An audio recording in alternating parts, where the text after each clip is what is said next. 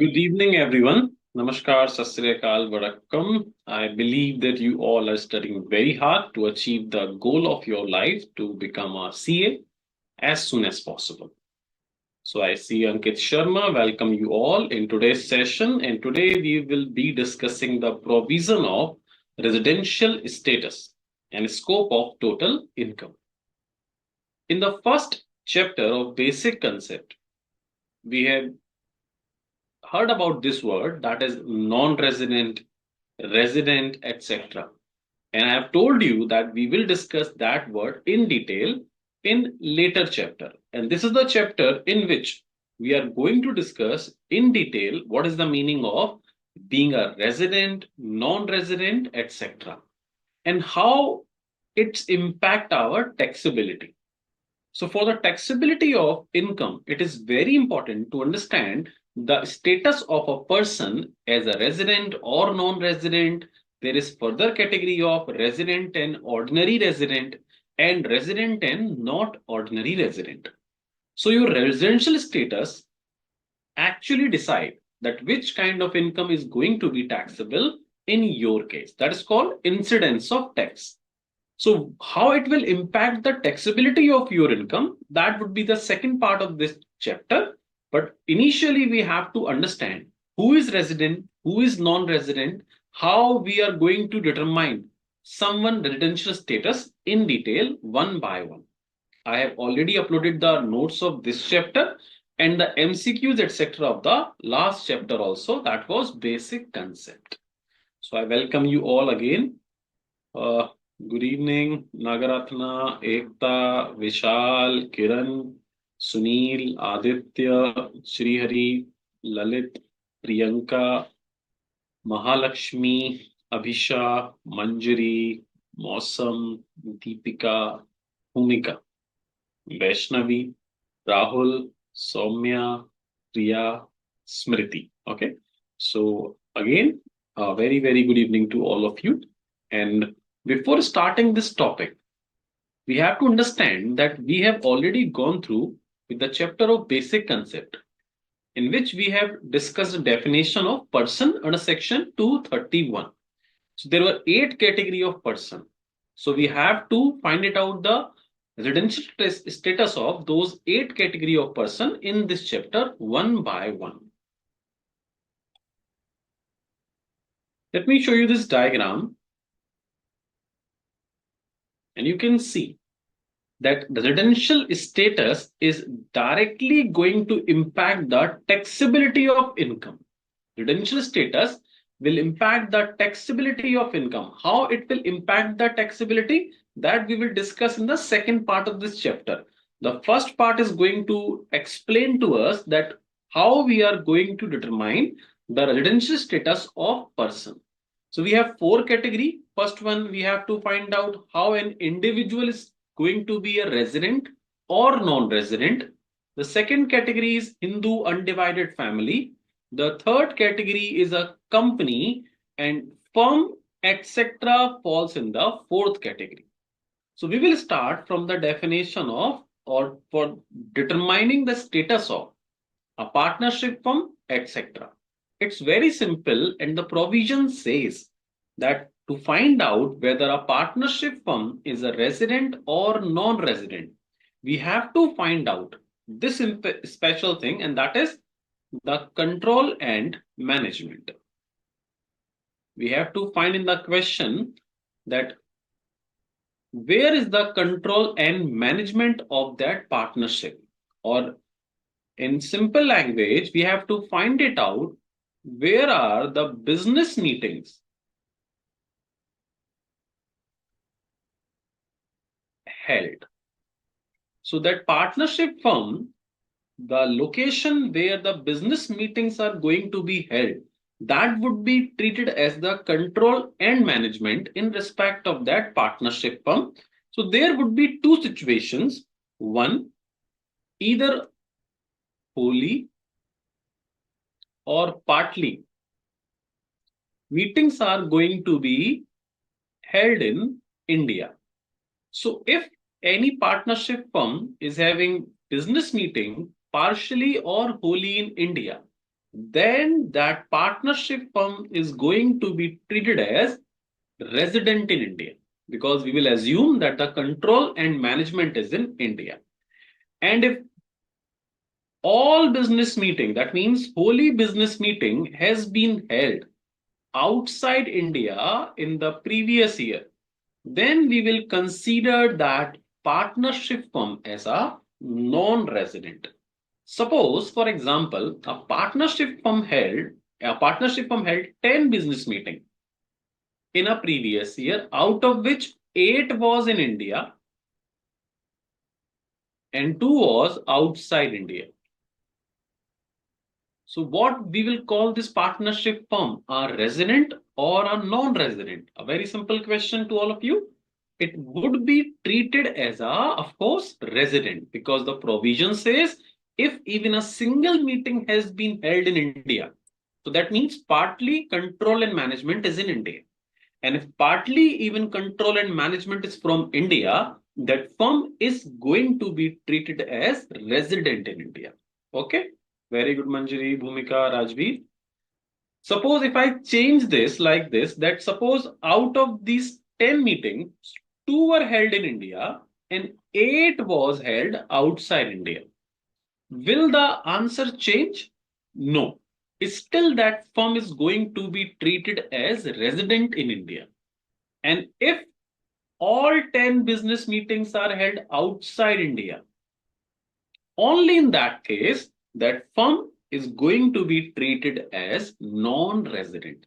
Let me tell you very interesting thing. The personal residential status of partners are irrelevant. Suppose that partnership firm is having 5 partners. All 5 are non-resident. But if the business meeting held in India, then firm will be treated as a resident. So the status of partners and firms would be determined separately. The firm status would be on the control and management, and partners' individual status would be as per individual provision that we will go through later. I hope it's clear. It's very simple. Then moving on to the company provision. Company would be in 2 categories. Either it would be an Indian company or it would be a foreign company. Clear? So all Indian companies automatically is going to be treated as resident always. That's a universal rule. If it is an Indian company, you have to treat it as a resident. So there is a fixed provision. We do not need to go for any further provision. The special provision is for with foreign company. If there is a foreign company, then we have to find it out. It's POEM. P.O.E. That is called place of effective management. The full form of this is place of effective management. So we have to find out in case of foreign company that the POEM, if substantially, if it is substantially in India, it would be given in question. Where is that place of effective management? If it is in substance in India, that foreign company is going to be treated as resident. Or if the place of effective management in substance outside India, then it would be treated as non-resident. Now, there must be a question in your mind that what is the meaning of place of effective management? Substance means in majority, but what is the meaning of this word, place of effective management? So this POEM is multiple conditions. Out of those conditions, we have to find it out that whether the POEM, the meaning in substance in India or outside India. There is a good news. The detail of POEM is not at intermediate level. That is going to be discussed at final level. So in the question, it would be given automatically that in substance the POEM in India or outside India. So you have to learn just this provision that if it in substance in India, majority part in India of POEM, that would be a resident foreign company, else it would be a non-resident foreign company. I hope it's clear till now. There is nothing complicated. Everything complications is over here and over here. Fine. The firm case, etc., and companies is very simple cases, straightforward. Now we are talking about HUF provision. When HUF is going to be treated as resident or non-resident. For the HUF, we have to find it out again. The control and management, same as like of partnership form. And it says, again, the same meaning, control and management meaning business meetings. And again, the same provision. If they are wholly, partly in India, that HUF would be treated as resident in India. And if it is wholly outside India, exactly same provision, there is no difference. It would be treated as a non-resident. Now, there must be one more question in your mind, that if the provisions are same, then why did not we include this HUF also in the firm, etc. category? In that situation, we would have only three cases of person, individual, company, firm, etc. Because the concept and provisions are exactly the same. But let me tell you why we are discussing it separately. Because once you find out the status of a partnership firm resident, the answer would be finished. Or either non-resident, that is your answer. Same in case of a company, resident or non-resident is the final status, but not in case of HUF and individual. In case of HUF, if it is non-resident, that is your final answer. But if it is resident, then we have to go further for a further sub-classification. So if there is a question of HUF, and if it becomes resident due to satisfying of this condition, then we have to find it out, or we have to do the sub-classification again. Now, what is the sub-classification? If it is a resident, then we have to find it whether it's a resident and ordinary resident, or is it a resident but not ordinary resident. So in short, is it a ROR or RNOR?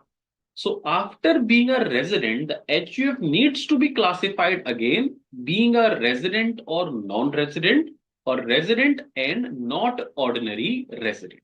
So that's why it is different from partnership firm, because firm and company does not have these kind of classification. If they are resident, that is the final answer, that's it. So how we are going to find out the meaning of this term, whether it's a resident or ordinary resident, or resident or not ordinary resident. So this classification we will discuss after the discussion of individual residential status provision. Why after individual residential status provision? Because these are interconnected provision. So when we will discuss the provision of individual residential status, after that we will again come to this sub-classification of HUF. I hope it's clear till now. So the most important, technically most important residential status provision is individual, because that is having multiple provision. Classification, sub-classification, condition, basic, special condition. One by one, we will go through those provisions.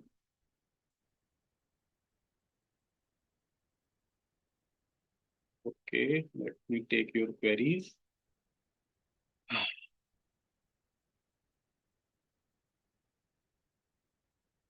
Aditya is saying, sir, if firm is registered in India, but control is outside India, then it's resident or not? Look, control and management means if all business meetings are held outside India, Aditya, then it would be a non-resident firm under Income Tax Act of India. If even a single meeting has been held in India, then that firm would become a resident. Okay.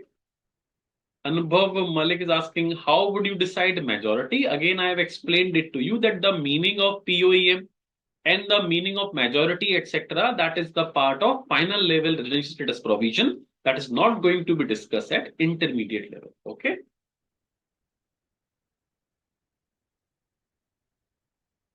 Good evening, sir. Rishita is asking, this is my first lecture from ICAI online. So I have to write this along as you are writing? No, no. You just need to understand what I'm trying to explain. This diagram, this chart, everything has been uploaded on the BUS portal. Let me show you the diagram. This diagram is just for making you understand with the help of provision. Exactly the same chart already has been uploaded on the BOS portal. You can see over here. We will discuss this chart also. You do not need to copy what I am writing, but if you want to, you just need to understand what I'm trying to explain with that. Okay. Rosie Walia, sir, re-explain POEM, place of effective management, Rosie, and we cannot re-explain anything because you are on YouTube. You can scroll back and you can see it again and again as multiple times you want. Okay. Anubhav is asking, sir, but HUF itself says Hindu undivided family, which is Indian. So why it is required to look to the control and management? Because we have to see that from where business is going to be operated. If the that is a Hindu undivided family, but all the business meetings are held outside India, then we will consider it as a non-resident. And let me tell you all, being a non-resident is a benefit from the point of view of taxable. Because if you are a non-resident, your taxability of income would be lower. That you will be understand when we will discuss the provisions of incidence of tax under section 5. Amman is asking, sir, will Hindu law will be applicable on non-resident HUF or there is another law? Of course, Hindu law would be applicable for the purpose of partition, etc. We are discussing the taxability of income of HUF. So how the income is going to be taxable? Only those provisions are within the scope of Income Tax Act. All other thing is going to be governed by which law? That is none of our business. Okay.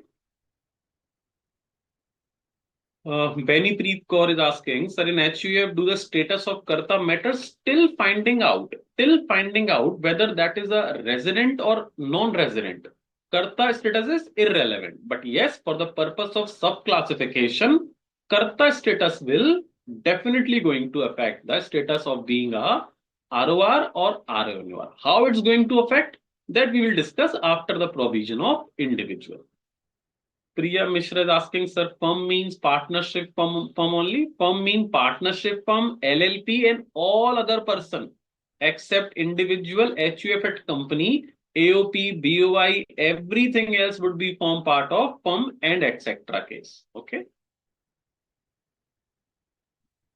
आज revision नहीं लिया ललित जी, आज तो first class है residential status की, तो आज first class में रिवीजन कैसे होगा? तो रिवीजन तो अगली क्लास में होगा ना, क्योंकि सेशन 1 के टॉपिक तो सारे पढ़ चुके हैं हम लोग. Chapter number 1 that has been completed. Next is Priyanka is asking, sir, residential status and citizenship is the same or different? It is completely different. Being a resident or non-resident depends upon these provision what we are going to discuss. But citizenship is depending upon some other factor. Citizenship is depend upon the permanent address of a person. So if you reside permanently in India, if your permanent address, the permanent address where you reside is in India, you would be called the citizen of India. But residential status can change every year. It depends upon certain number of days in the previous year. So you are citizen, I am citizen, almost everyone over here, those are listening those classes in India, these classes in India would be almost citizen.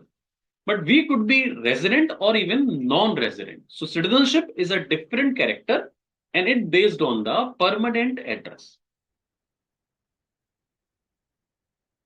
Sri Hari, notes for residential status is not available in BOS app, sir. I have uploaded those notes around, I guess, 1 p.m. today. So it might take 4 or 5 hours to show there, or even on site, you would be that notes would be there. You can download from there. Otherwise, in an hour or 2 or 3 hours, definitely that is going to be shown on the portal also. If residents are Indian of HUF, Deepika is asking, Deepika, what is this language? If residents are Indian of HUF, but business meeting held outside India, then what happened? Resident also become non-resident. Again, the members, I think you are going to ask, or you want to ask that the members of HUF are Indian. So if the business meetings are held outside India, then HUF become non-resident. But the member residential status would not affect, because the member's residential status is going to be checked as per individual provision. Same as in case of partnership firm. The partnership firm status would be decided as per control and management, but their partner individual or personal residential status is going to be find out as per the individual provision, what we are going to discuss after this query session. Kiran, substantially in India means I have explained to you that is going to be discussed at final level. That is not at intermediate level. At intermediate level, it has been given in question that POEM is in substance in India, majority in India. So if the question says, is it in substance in India? That would be resident, otherwise non-resident. If business meeting held online, there would be a server from where that business meetings are taken up. So that would be the case now. Okay. Fine. So moving on for individual residential status. So because we need a lot of space for this individual residential status, so we are discussing it over here.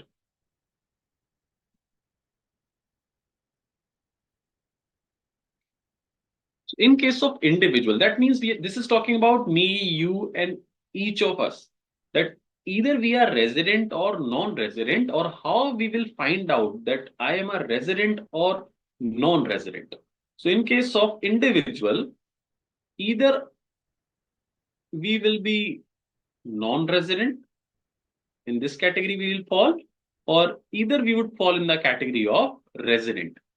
Now resident has two kinds of residential status. That would be one, normal resident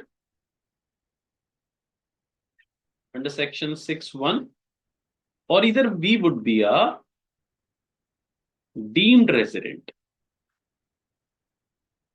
under section 6(1)(a).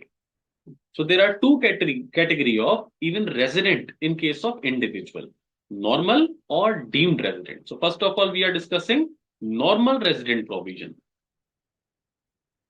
The normal resident provision says there are certain conditions, there are certain general condition,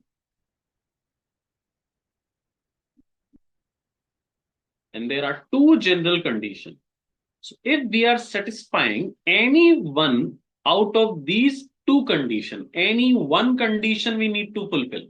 So if we fulfill any one of these two conditions, we would be treated as resident. So very carefully listen these conditions very carefully. The condition number one, if you are in India for more than or equal to 182 days. Suppose we have to find out the residential status of Mr. A. So Mr. A would be called a resident in India if he is in India for more than or equal to 182 days in India in previous year. So our previous year for examination purpose is 24-25. So we are saying if Mr. A is in India during this duration from 1st April 2024 till 31st March 25, out of this time duration, if Mr. A was in India for 182 days or more, he will be called a resident in India. Okay, let's apply this condition upon yourself. From 1st April 2024 till we are on 6th March 2025. So still 31st March is going to be completed. But again from 1st April 24 till now 6th March 2025, are you in India for more than or equal to 182 days or not? If your answer is yes, then we and you all are resident in India. I am fulfilling this condition, I was in India for more than 182 days during this duration. So what is I? I am a resident in India. Understand? Again, there is no requirement of continuous stay. We are not saying that you should be in India for continuous 182 days. It could be continuous also, it could be in part also. Just suppose someone was in India for 60 days from April and May, then he went outside India. Then he again came back to India for 100 days. So total date is 160 days. Then he went outside India and again came back to India for 40 days. So total 200 days he was in India. So we will check in the case of these kind of situation in aggregate. So if in aggregate you are in India for equal to or more than 182 days, you will be treated as a resident in India. So first condition, first clarification, the stay condition is not continuous. It should be checked as aggregate. The second special condition or second important clarification, that the day you departure from India and the day of arrival into India will be assumed as stay in India. So the day you leave India and the day you came back into India, that full day would be considered as stay in India. For example, suppose Mr. A went outside India on 10th of June 2024. He went outside India and he came back into India on suppose 6th of November 2024. So on 10th he left India, but we will consider 10th day as he is in India. So how we will calculate his number of days stay in India? In April he was in India for 30 days. May he was in India 31 days. And on June he left India. And for the purpose of June, we will consider 10 days. The day he left India would be considered as stay in India. And the day he came back into India would also going to be considered as stay in India. So when he came back on 6th of November, so November is having 30 days. And if on 6th he came, so only he was outside India on 1, 2, 3, 4, 5. So 6 will be including as he is in India. So November 25 days, December 31 days, January 31 days, February 28 days, and suppose till 31st March he was in India. So these would be total number of days he was in India. And if this aggregate exceeding 182 days, then he or she would be considered as resident in India. So two clarification you need to understand. First is continuous stay does not require. The stay would be checked in aggregate. The second condition, the day of departure and the day of arrival into India would be completely treated as stay in India. Suppose somebody is coming into India from outside India today, and someone is coming into India at 11 p.m. at night. 11 p.m. at night. His plane landed into India. So for this day, he was in India only for 1 hour because 11 p.m. he came back to India. So till 12 p.m. he was in India only for 1 hour. But for the purpose of residential status, we will consider full day as stay in India. Because on the basis of our calculation, it would be very difficult to calculate when somebody has came into India, etc. So to make it easy, the day of departure, full, and the day of arrival would be considered as Indian. I hope it's clear till now. Okay, well done. So that was the first condition. So if we are fulfilling first condition, we are a resident in India. But if someone is not fulfilling first condition, then there is a second condition also.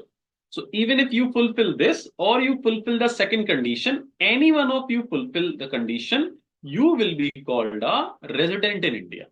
Let me tell you, if somebody has fulfilled first condition and become resident, then we do not need to check condition number 2, obviously. Because if he is resident, then we do not need to go further and check second condition. The second condition needs to be checked only when first condition does not satisfied by anyone. Okay. So now second condition says If he is in India for more than or equal to 60 days only, still you can be a resident if you are in India only for 60 days in previous year. But this condition is not alone. This condition is having one more additional condition. So if you are satisfying first condition, there is only one condition in the first condition, that you should be in India for more than equal to 182 days. If you are not in India for 182 days, then there is sub condition number 2. It says now you need to fulfill two conditions. First, you have to be in India only for 60 days in previous year 24-25, and you also have to be in India for 365 days in 4 preceding previous year. So these both conditions need to be fulfilled. Then only you could be treated as a resident, even if when you did not satisfy condition number 1. So for previous year, there is a condition that you should be in India for at least 60 days in previous year 24-25, and you should be in India for at least 365 days or more in 4 preceding previous year. That means 4 previous year except the current previous year. That means we are talking about previous year 23-24, 22-23, 21-22, and 20-21. So in these 4 years, you should be in India for equal to or more than 365 days. So we will assume that you fulfill this condition, so you will be treated as a resident in India. Again, for this condition also and this condition also, there is no requirement of continuous stay. In aggregate, we need to check. For previous year 24-25, we will check aggregate 60 days. And for these 4 years, we will check in aggregate 365. For example, in this previous year, he was in India for 0 number of days. For this previous year, he was in India for 200 days. For this previous year, again 0 number of days. And for this, 200 days. So he was in India for 400 days. And suppose in current previous year, he was in India for 100 days. So this condition has been fulfilled, and for last 4 preceding previous year, you are in 400 days. So this condition also fulfilled. So you will be treated as resident in India. So you have to fulfill at least one condition. Understand? Let me show you. For example, suppose Mr. A, he was in India for previous year 24-25, 100 days. And in 4 preceding previous year, he was in India for 100 days each year also. So in current year, he was in India for 100 days, and in last 4 preceding previous year, he was in India for 100 days each year also. So if we try to solve this question, then Mr. A does not fulfill first condition because he is not in India in previous year for 182 days. So this condition does not fulfill. Now we will check second condition. And you can see he is satisfying this condition 60 days as well as 365 days condition because he is in India for 400 days. So he will be called resident in India. Over here, everything is clear. Simple condition. You just need to learn these condition and just need to calculate number of days. That's it. Crystal clear? Well done. Chalo. But it's not yet done. I've told you that this is individual provisions are really messy, really complicated. So you can see till this time you feel it's not complicated. So that means it does not complete it yet. Moving on further. So there was general condition what we were discussing that is applicable on general person. Like we all need to check these two conditions upon ourselves. So if we are satisfying any one of them, we are going to be treated as resident in India. Yeah. But now we are discussing or moving on to some special condition. We are still on normal resident case, but normal resident case, now we are discussing special condition.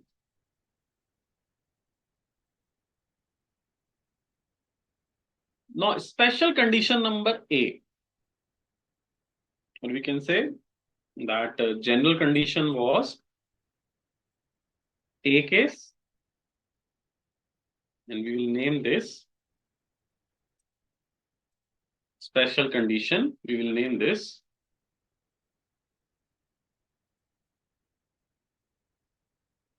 B. Fine. So general condition we named A.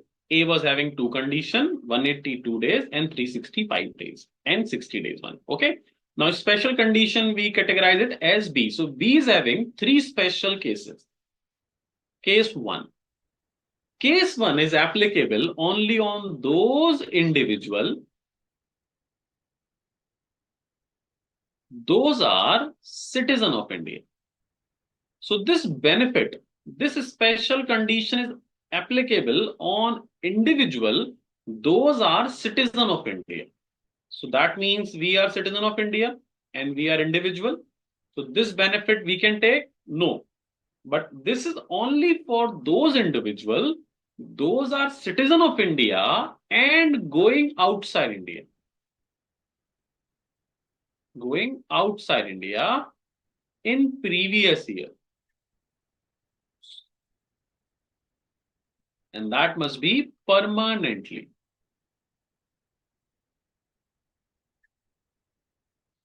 So we are individual, we are citizen, but this condition is not applicable on us. Yes, if we are leaving India permanently, if I am going to leave India permanently, or if you are going to leave India permanently in this previous year, we are on 6th March, so before 31st March, if you are planning to leave India permanently, then this first condition or first exception would be applicable, but still it's not completed.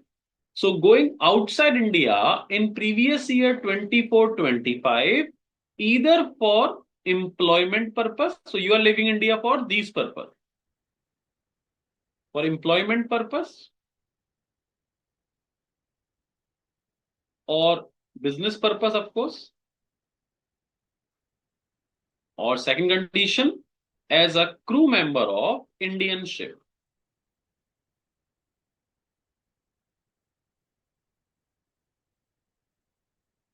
So now you can see there are four special conditions. First one, you should be an individual.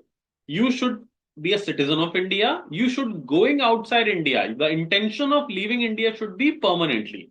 That could be either for employment purpose, you are going outside India, or business purpose, or as a crew member of an Indian ship. If you are going for tour purpose, for traveling purpose, then you cannot take the benefit of this special condition. So special condition of point number B1 would be applicable if you are an individual, you are a citizen of India, going outside India for either employment purpose or crew or a member of Indian ship. Only in this condition, you can take the benefit of a special condition. What is the benefit that we are going to discuss? First of all, you have to fulfill all these things. Citizenship means your permanent address should be in India. If you want to find out citizenship of every person, then there is a specific document. With the help of that document, you can find it out whether he is an Indian citizen or not. And that document is passport. So if you have seen a passport, there is a column which is in which it has been written permanent address. So if that address is having the country name India, you would be called a citizen of India. And if the country is other than in India, that means you are not the citizen of India. Now there must be a question in your mind, what if somebody does not have a passport? If you are having a passport, you can check it out from that. What is the country name? If it's India, that person would be a citizen of India. And suppose a lot of you do not have passport. So then if somebody does not have a passport, then how we will identify his citizenship? So it means that if you do not have a passport right now, so where do you permanently live? In India or outside India? Of course, if we do not have a passport, that means we did not went outside India yet legally. So that means where is my permanent house? My permanent house in India.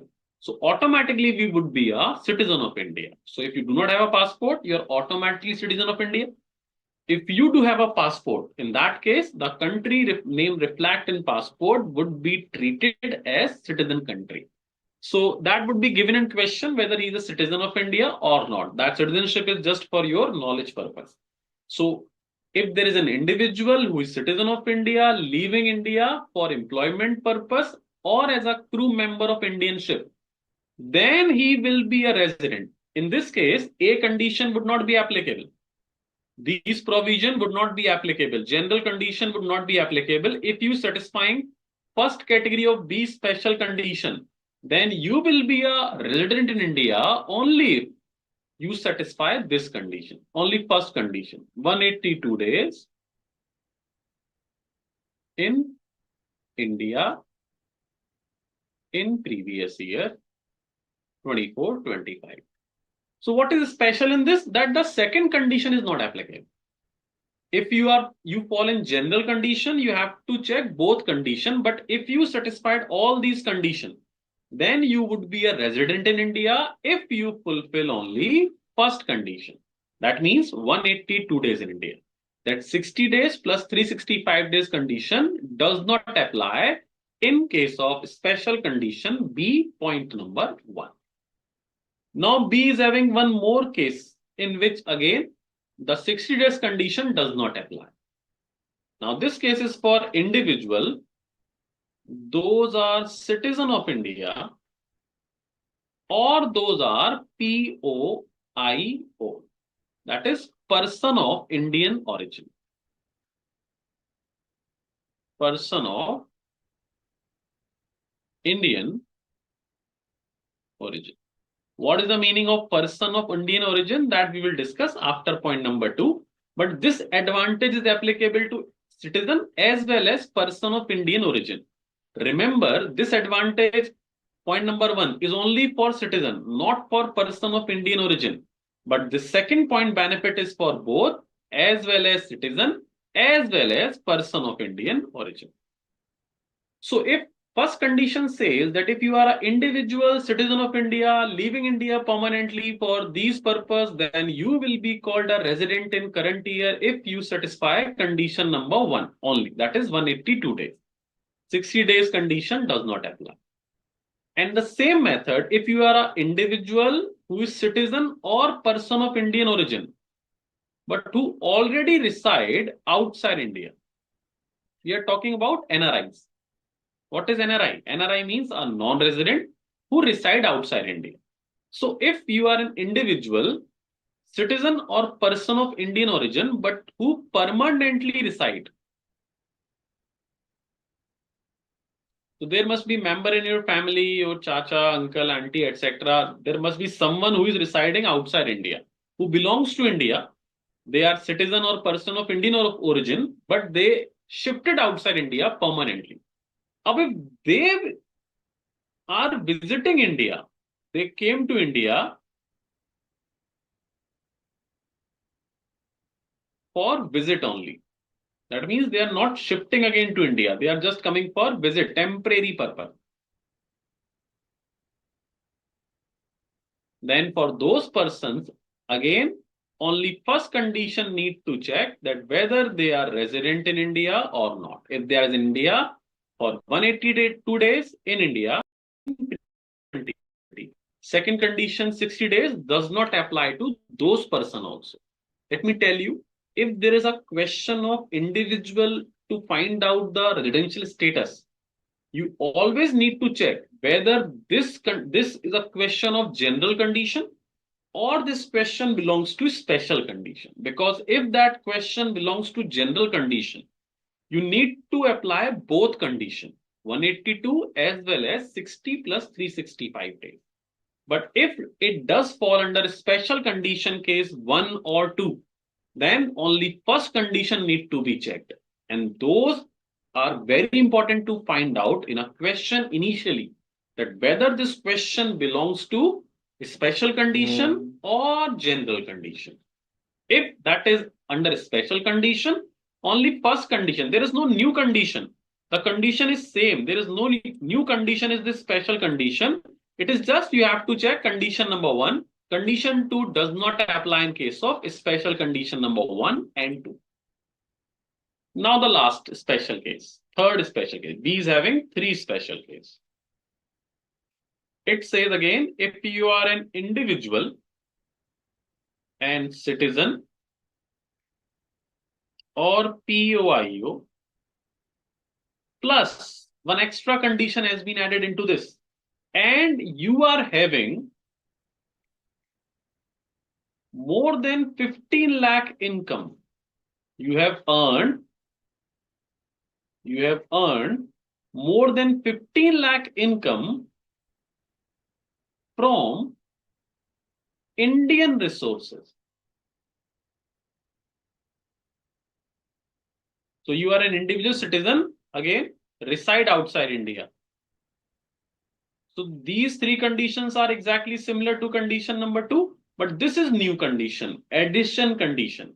So if any person who is an individual citizen or person of Indian origin who reside outside India, but also having or also earning income from India, suppose your uncle, auntie, etc., they shifted to outside India permanently, and they are citizen of India or person of Indian origin.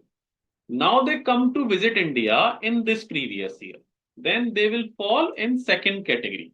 So if they remains in India in this previous year for 182 days or more, then resident, otherwise non-resident. But suppose if your uncle and auntie who reside outside India, shifted outside India, having some income from India, they are running a business from India also, they are having a property in India from which they are earning rental income. So income is earning from Indian sources. And if that rental income or business income or interest income or any other income from Indian sources is more than 15 lakh rupees, then these conditions need to be checked to make them resident in India. First would be same, more than equal to 182 days in India. There is no change in previous year, but there is one new additional condition for those category of person. And let me tell you, this is only in case of third condition of B. So this second condition needs to be checked only in case of third condition of B. And the second condition almost similar to that second condition which has been discussed in case of general condition.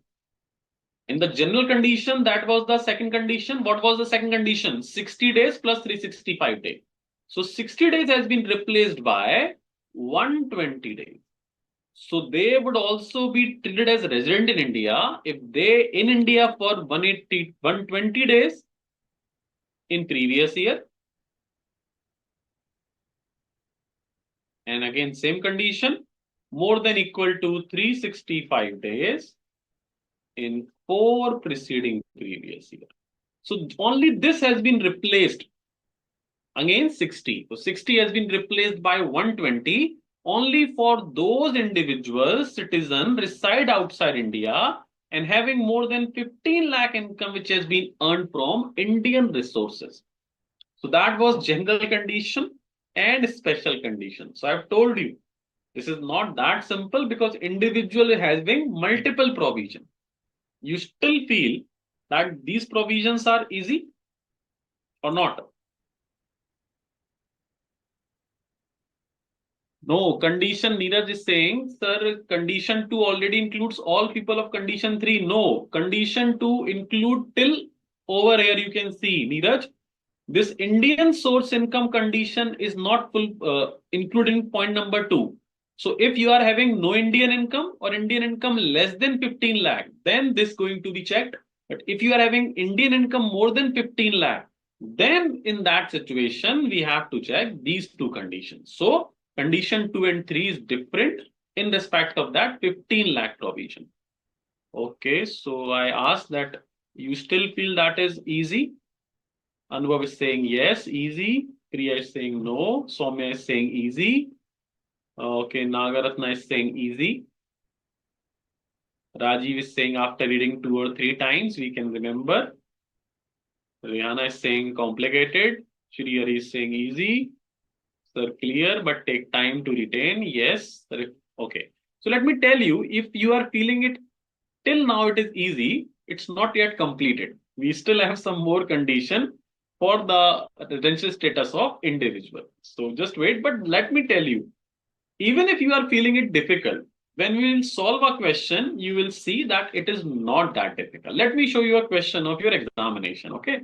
Then you will find out whether it's difficult or easy.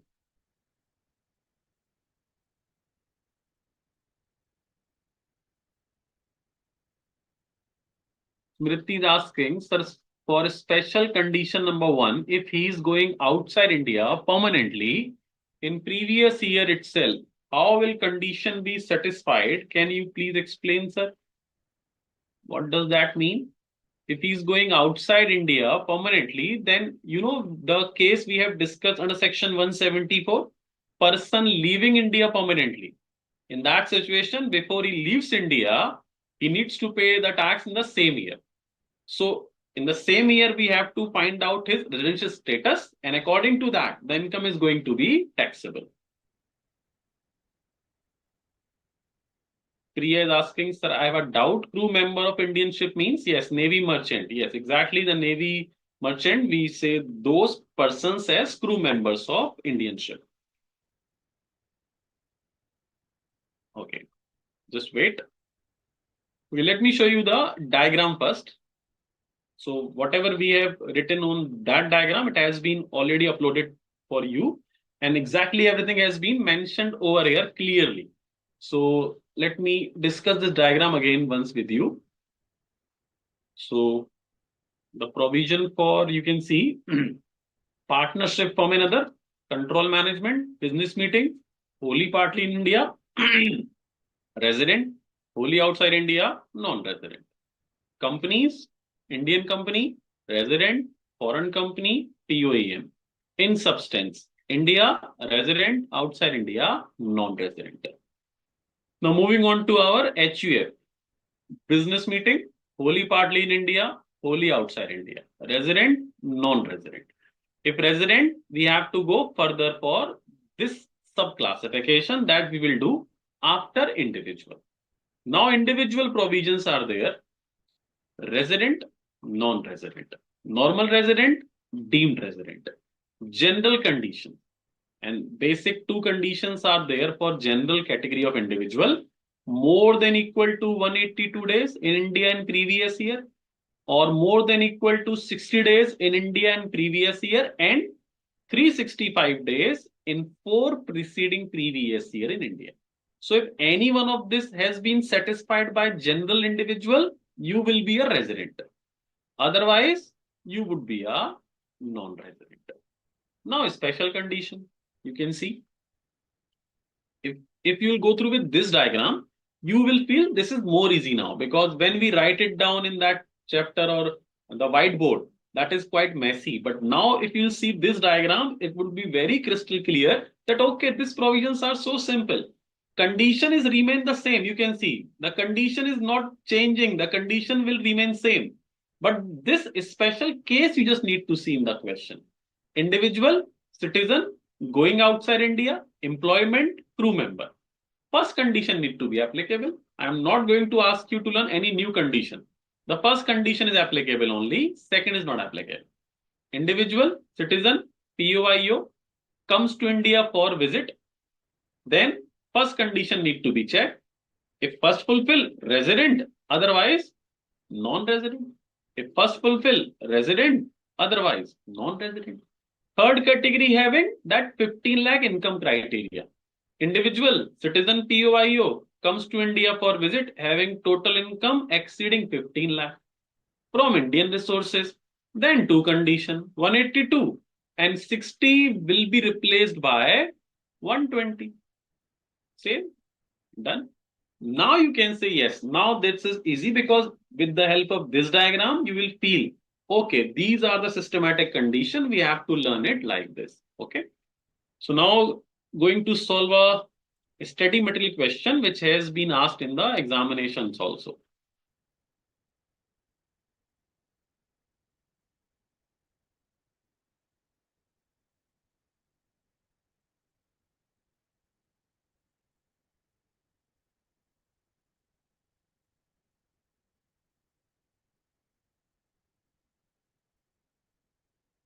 Illustration number 2. Okay.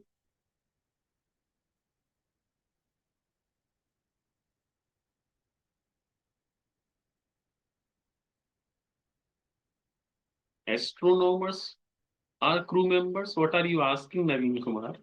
You can go through Google and you can see what is the meaning of crew member. They are the person who works on navy ships, etc. Sneha, I have uploaded this chart also and all the notes on the BOS portal. So you do not need to take screenshot, etc. because it has been uploaded on the BOS portal. You can go there, you can download the notes, and chart is also inclusive in that. Okay. Aditya is saying leaving India more 15 lakh. Yes, it is correct. Not an issue, Aditya. You can learn it like this. So, okay. The question is in front of you, has been also asked in the examination.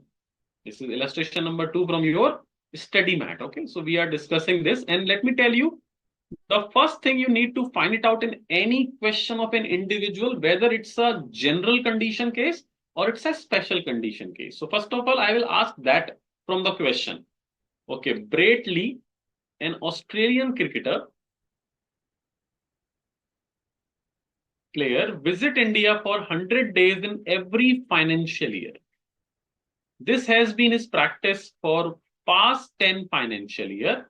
Find out his residential status for the assessment year 2025-26. Okay, so first we will solve point number A. So is it a special case or a general case? Special means special condition need to be checked, or general means the first basic 182 and 60 need to be checked. So what do you think? For the purpose of solving point number A, is it a special condition case or general? Okay, general.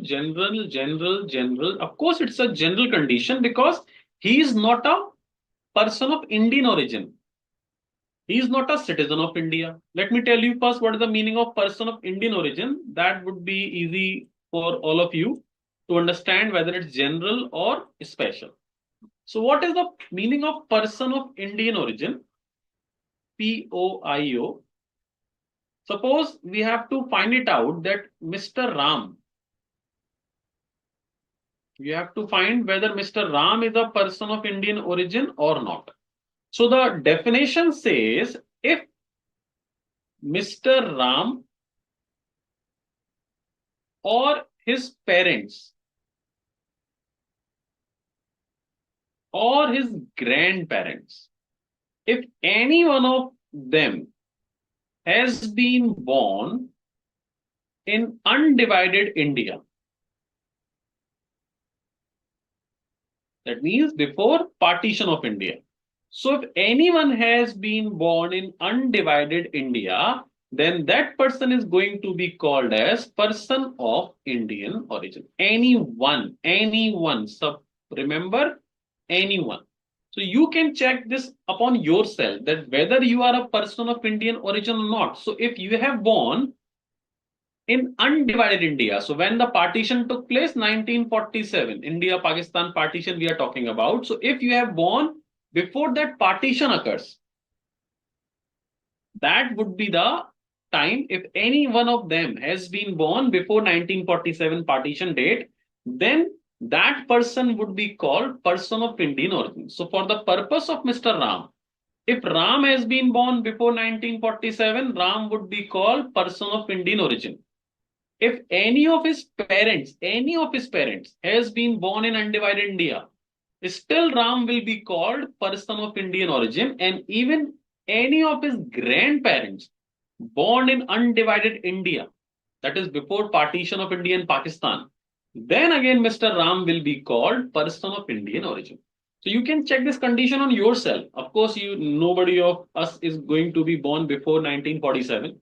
So now check upon your parents. And I believe your parents also not born before 1947. Yes, your grandparents might be born before 1947. So if any of them has been born before 1947 in India, that means you are a person of Indian origin.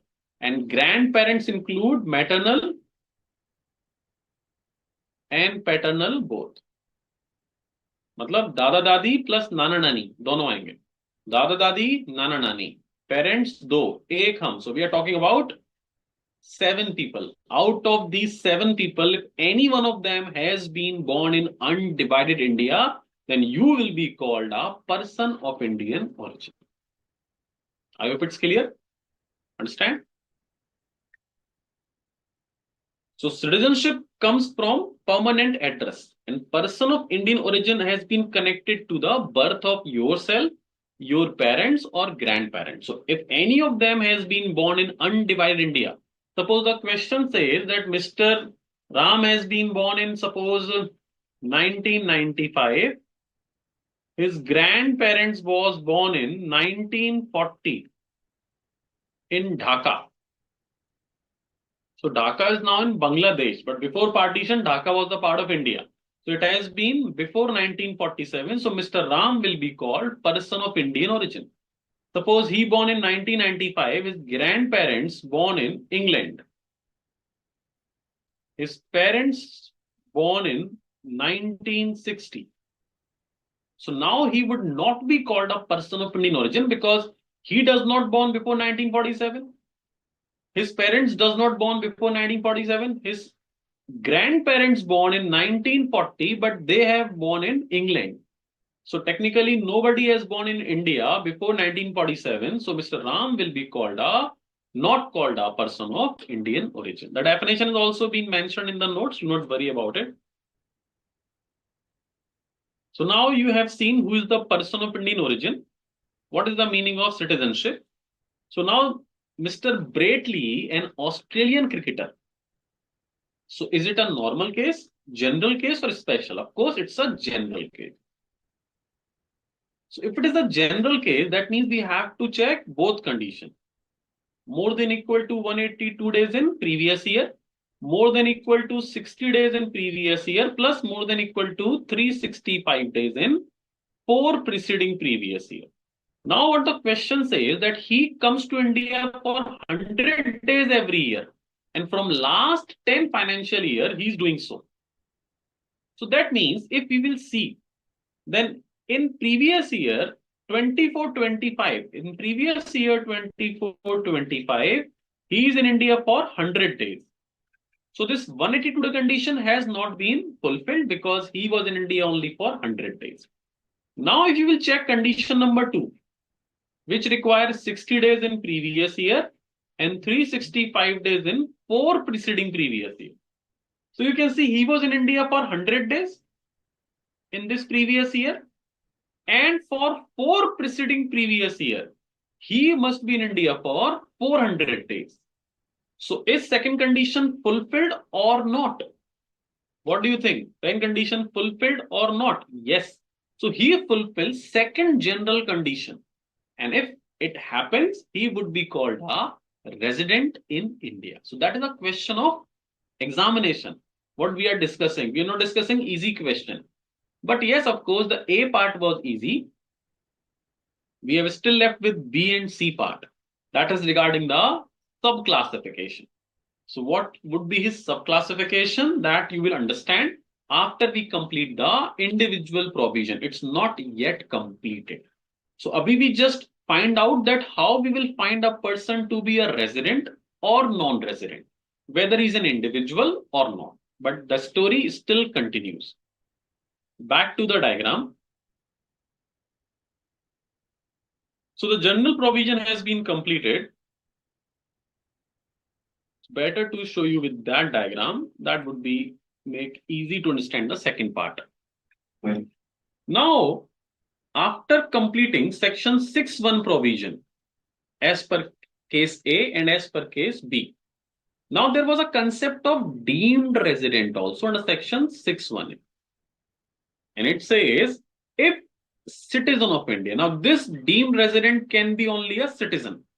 POIO cannot be included in the definition of deemed resident. So, if you are a citizen of India, reside outside India, if you're a citizen of India, reside outside India, and comes to visit or not, for the purpose of deemed resident, visit is irrelevant. So, deemed resident condition, if you are a citizen of India, reside outside India, comes to visit or not, even you does not come for visit. You can see on all these condition, A, B, 1, 2, 3, even a special case or general case, visit is mandatory. Whether it's for 60 days, 120 days, etc. Visit is mandatory. But for being a deemed resident, visit requirement is not mandatory. So if you are a citizen of India, reside outside India, if comes for a visit or not does not matter. But if you fulfill this condition, you are having total income exceeding 15 lakh, just like B case, third point, from Indian resources. Till now, it is same, almost equal to point number B, third condition. But you do not paid any tax on this income outside India anywhere. So if you are a citizen of India who reside outside India, does not come to visit India even, you does not come for a visit, but you are earning income from Indian resources more than 15 lakh, an extra condition, you did not pay tax on that income, not even in India, not anywhere else yet. So point number B, third condition says if you earning income from India, tax condition was not there. But over here, the condition, if you earn income from India and does not pay tax outside India, then even if you does not visit India, we will consider you as a deemed resident. Now, suppose your uncle auntie has been shifted to outside India.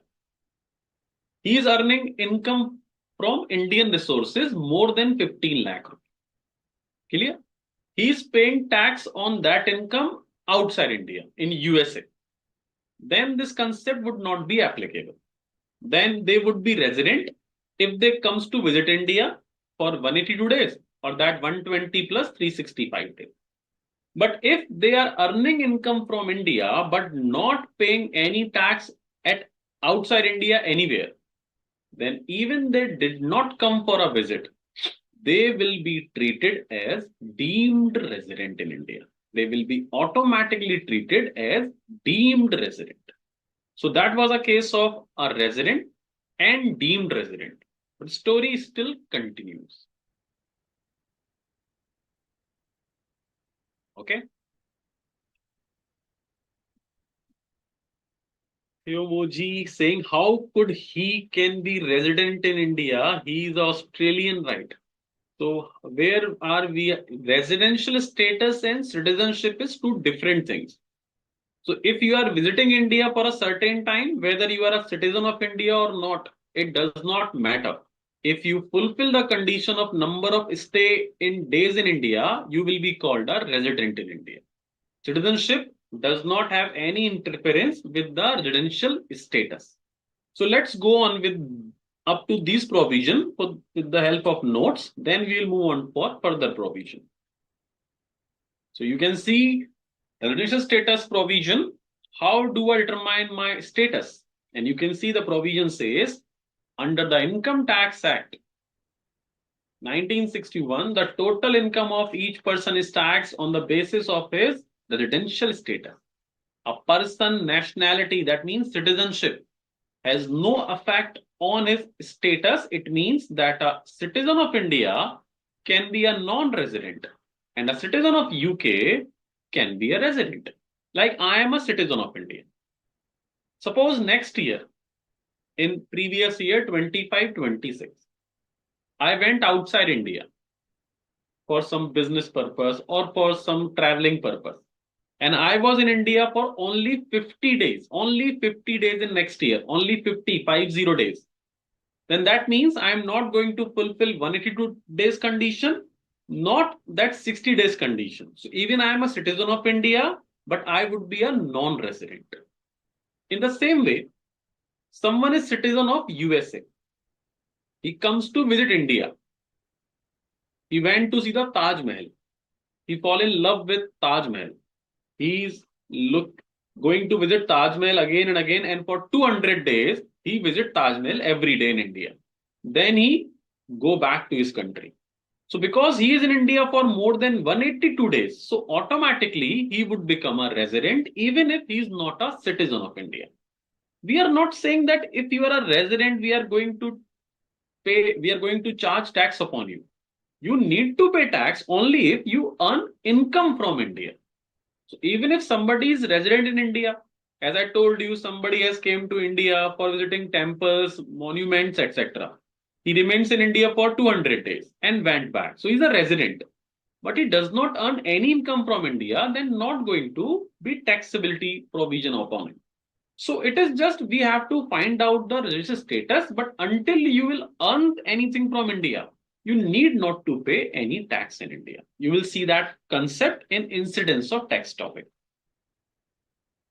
Under the Income Tax Act, individual HUF can be treated as ordinary, not ordinary resident or a non-resident.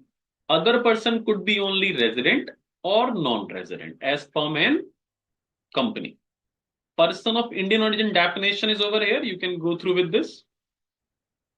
What we will going to discuss in this chapter, that has been an overview over here. Residential status, the incidence of tax. Incidence of tax means the impact, the taxability of tax on any SSC depends upon his residential status under the Act. For all purpose of income tax, taxpayers are classified into three broad categories on the basis of their residential status. Either you would be a resident, ordinary resident, resident not ordinary resident, or non-resident. So individual HUF could be anything from these three categories. And company and partnership firm could be only resident or non-resident. Now the basic condition you can see section 6(1), an individual who fulfill any of the following basic or general condition would be a resident. If he is in India for previous year for a period of 182 days or more, or 60 days or more in the previous year and 365 days or more in 4 preceding previous year. The special case, case number 1, being a citizen of India, leaves India during the previous year as a member of a crew of an Indian ship or for the purpose of employment outside India, permanent intention. So for that person, only first condition need to be fulfilled. First condition, that means more than equal to 182 days condition. The second special case you can see, individual being a citizen of India or a person of Indian origin comes to visit India temporary purpose. Again, the condition 1, more than equal to 182 days would be applicable. Case number 3, point number B, third case. Total income other than from foreign sources exceeding 15 lakh rupees in that person, there would be two conditions. 182 days and 365 in 4 year, and current year 120 days condition. Understand? It is not necessary to be continuous stay in India. You can see that. Special provision is for crew member of Indian ship. So what are the special provision for the crew member of Indian ship? That we will discuss later. First of all, whatever we have discussed till now, I am going to revise it. I am revising it with the help of notes. Now, what is deemed resident? We have just discussed if you are an individual citizen having total income exceeding 15 lakh, which has been earned from Indian resources, and he is not liable to pay the tax in any other country. This point makes it different from special condition B, third point, that he does not pay any tax on that income. Then visit is irrelevant. He would be automatically considered as deemed resident. So till now, we have discussed the provision. Now the sub-classification comes into the role.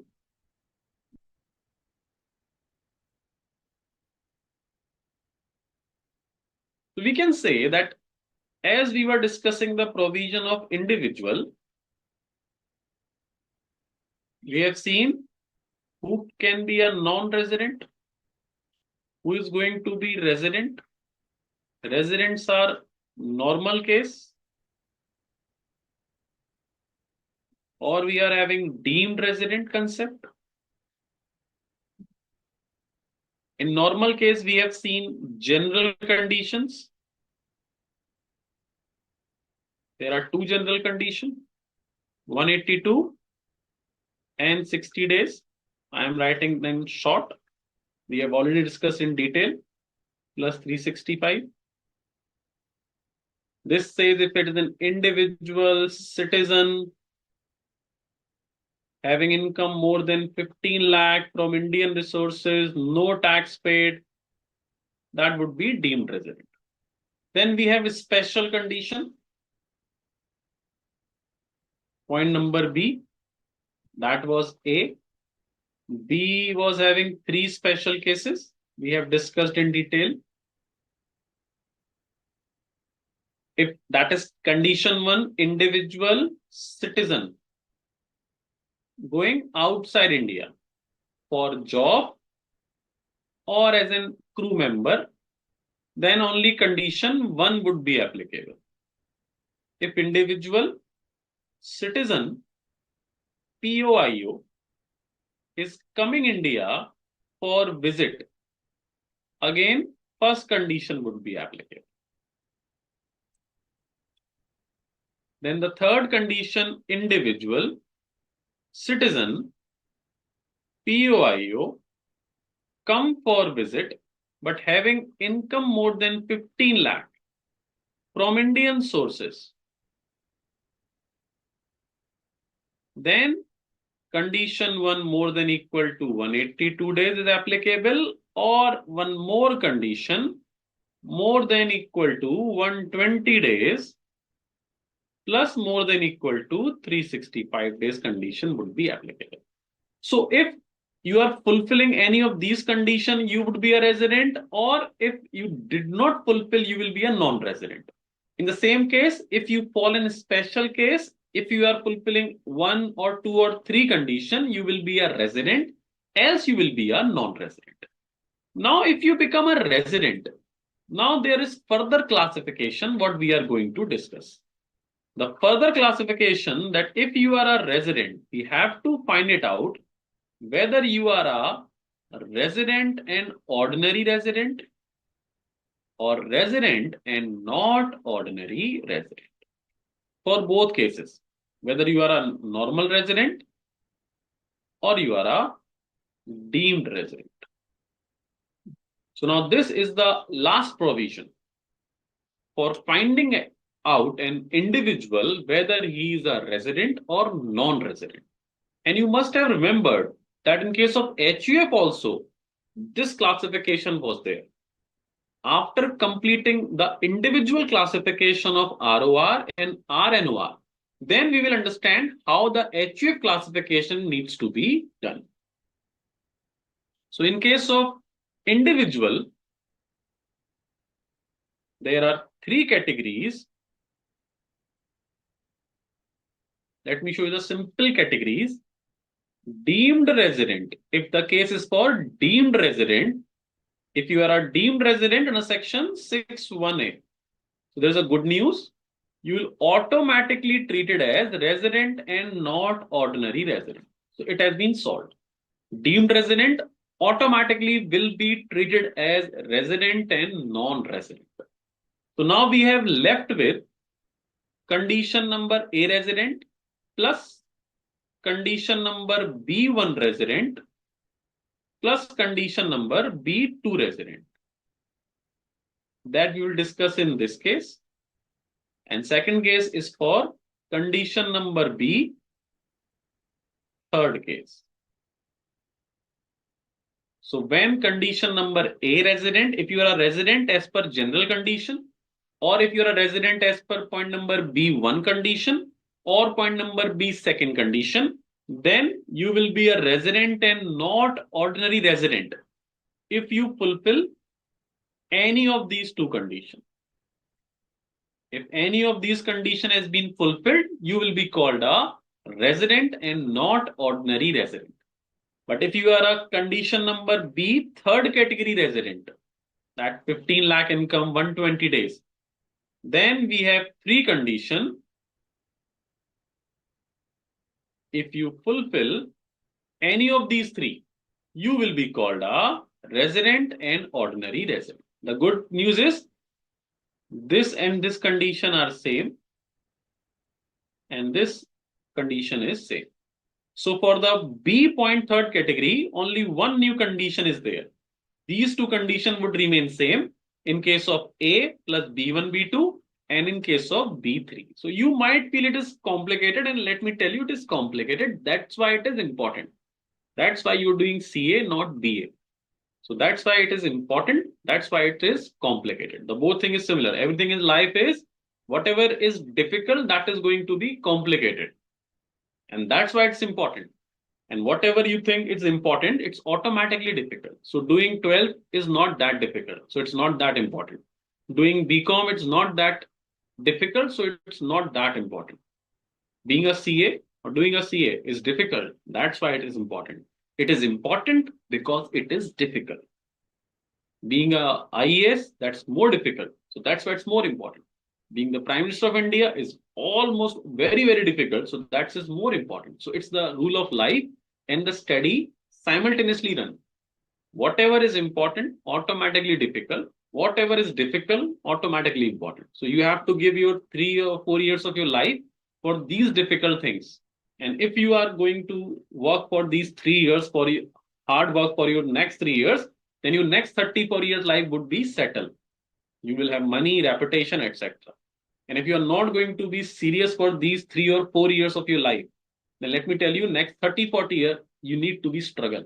You would not be have that money. You do not have that much of reputation. What can you earn? So that means time is money. Just 3 or 4 years, you have to do hard work and just complete your chart accountant course. So that would means for next 30, 40 years, you will enjoy your life the way you want. So we will resume this provision, I guess, after a short break. Let me see if there's any query. Then we will go for a short break. Shubhanshu is asking, ROR means, we have discussed the meaning of ROR. That means resident and ordinary resident. And NOR means resident and not ordinary resident. Bhumika is asking, second में foreigner भी हो सकता है?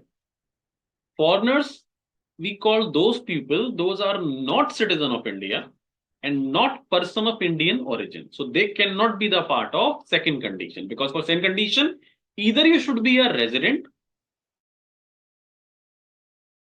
or of India. Like, let me give you an example of, we all know Priyanka Chopra and her husband Nick Jonas. So Priyanka Chopra is still, she lives outside India, but because she was an Indian and her grandparents was born in undivided India, so she will always be called a person of Indian origin. Whether she took the citizenship of outside India, but she will be called a person of Indian origin. So we call them NRIs, non-resident Indian. So if you are a POIO, you cannot be called foreigner in this life. You will be called NRIs. But her husband, he does not have any connection in India as a citizenship or as a POIO. So he will be called a proper foreigner. So we, like, I can shift it to USA and I can stay there for my lifelong. So I can even take the citizenship of USA. But the problem is, I don't have 45 crore rupees, first of all. Second, the problem is, I would remain a person of Indian origin always. So I would be a NRI, non-resident Indian. I could not be a proper foreigner ever. So that what is the meaning of a foreigner. Those are not a citizen, not a POIU of India. Those can be treated as foreigner. Gold card बहुत महंगा है भाई, 45 करोड़ कहाँ से आएंगे भूमिका? अनुभव, बहुत पैसा चाहिए भाई, बहुत पैसा. ओके, तो और let me see all the queries, then I will go for a break. Neeraj Sharma is saying, sir, condition for deemed is not liable to pay tax or not paid. The condition, he does not pay tax outside India. We are not discussing that he is liable to pay tax in India or not. We are saying is if he is earning from India, definitely he is liable to pay tax in India. But he does not pay tax anywhere else. So if he does not pay any tax outside India, then he will be called a deemed resident. Dhanush, what doubt you have sent? I don't know. Kindly send me again, Dhanush. Priya is asking, in general condition, the person is not required to be a citizen of India. Of course not. In general condition, that is no requirement of being a citizen of India. If you are not a citizen of India, then both condition would be applicable.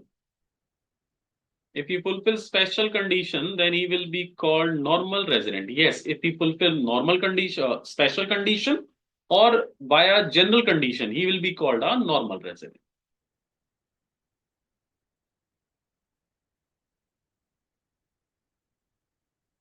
Yagarajan is saying, if Mr. C is staying in India for a project work from November to April in previous year 24-25 and it's fulfilled first condition, but the last 30 days are in assessment year. What is this question? Mr. C is staying in India for a project work from who is Mr. C? He's a citizen of India or person of Indian origin. First of all, you have to give me this uh, information because according to the citizenship and person of Indian origin, the applicability will change. Uh, the process of finding out the residency status will change accordingly if that is person is a citizenship of India or a person of Indian origin. So that is missing in your question, Thiagarajan. Please send me in details so I can answer that. If Mr. C is in India for a project work from November to April and fulfill first condition, again, why that's what I'm asking. Na? Please let me know whether he is a citizen of India or he is a person of Indian origin. Then we'll find out is it fall in general condition case or a special condition case. Okay. So you can send me. Next is the Benny Preet Kaur. Any prize money earned in India as an NRI will be taxable in India or in respective country of which we are resident. Let me tell you, if you are earning any income from Indian resources, whether it's a prize money, business income, rental income, whatever it is, you have to pay tax in India, at least. But if due to any reason, you have to pay tax on that income also in your country, the other country also, that is called double taxation. So if the double taxation happens, then we have a chapter of double taxation avoidance agreement, section 90, 91, and so on. And the very good news is this, that chapter is not at your intermediate level. That is going to be encountered with you at your final level. So for the purpose of now, you can understand that he needs not to pay tax outside India. He need to pay tax in India. But for that condition, we have a specific chapter also. If someone has become a non-resident, then no need to check additional condition. Yes, if somebody is a non-resident, then we do not need to check any other further condition. That would be your answer. Bhumika, what if a foreigner won lottery when is to be taxed? It needs to be taxed in India. TDS 30% need to be deducted from any kind of these kind of winning. Do not worry, Bhumika. Those questions would be related to other chapter that we are going to discuss later. That TDS concept is there, taxability concept is there. So we are just discussing how to find out the residential status. Illustration 2, we have already discussed A point. The B and C point we would be able to discuss only after completing the ROR and RNOR cases.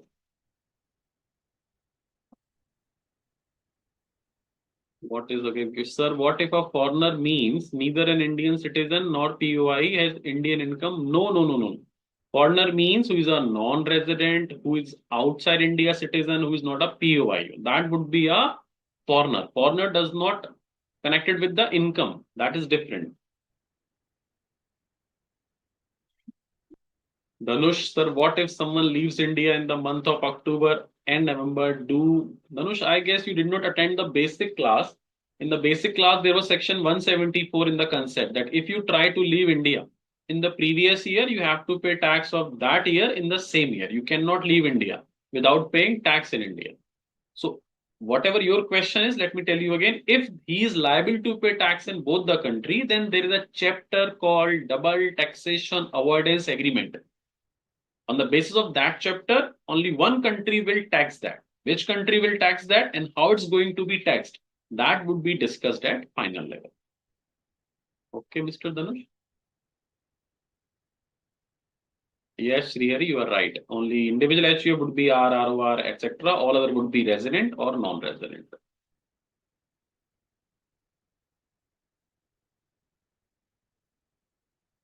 Okay, so Mr. Manish, can we go for a 10-minute break? So students, have your coffee, tea, etc. We will resume, then we will go further in that process. So Mr. Manish, can we go for a break?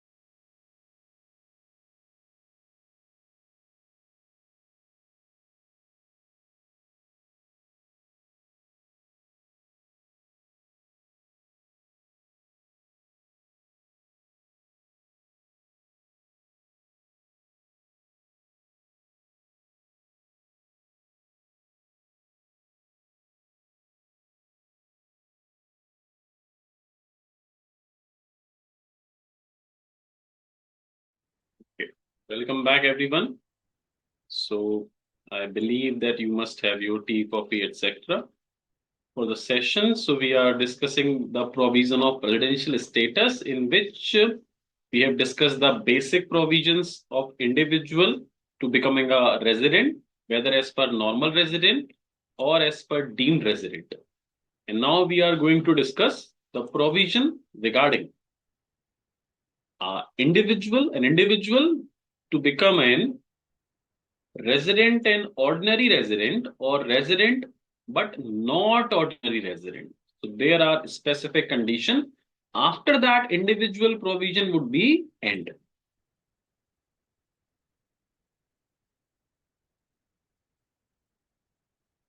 So what are these conditions to becoming a resident and not ordinary resident?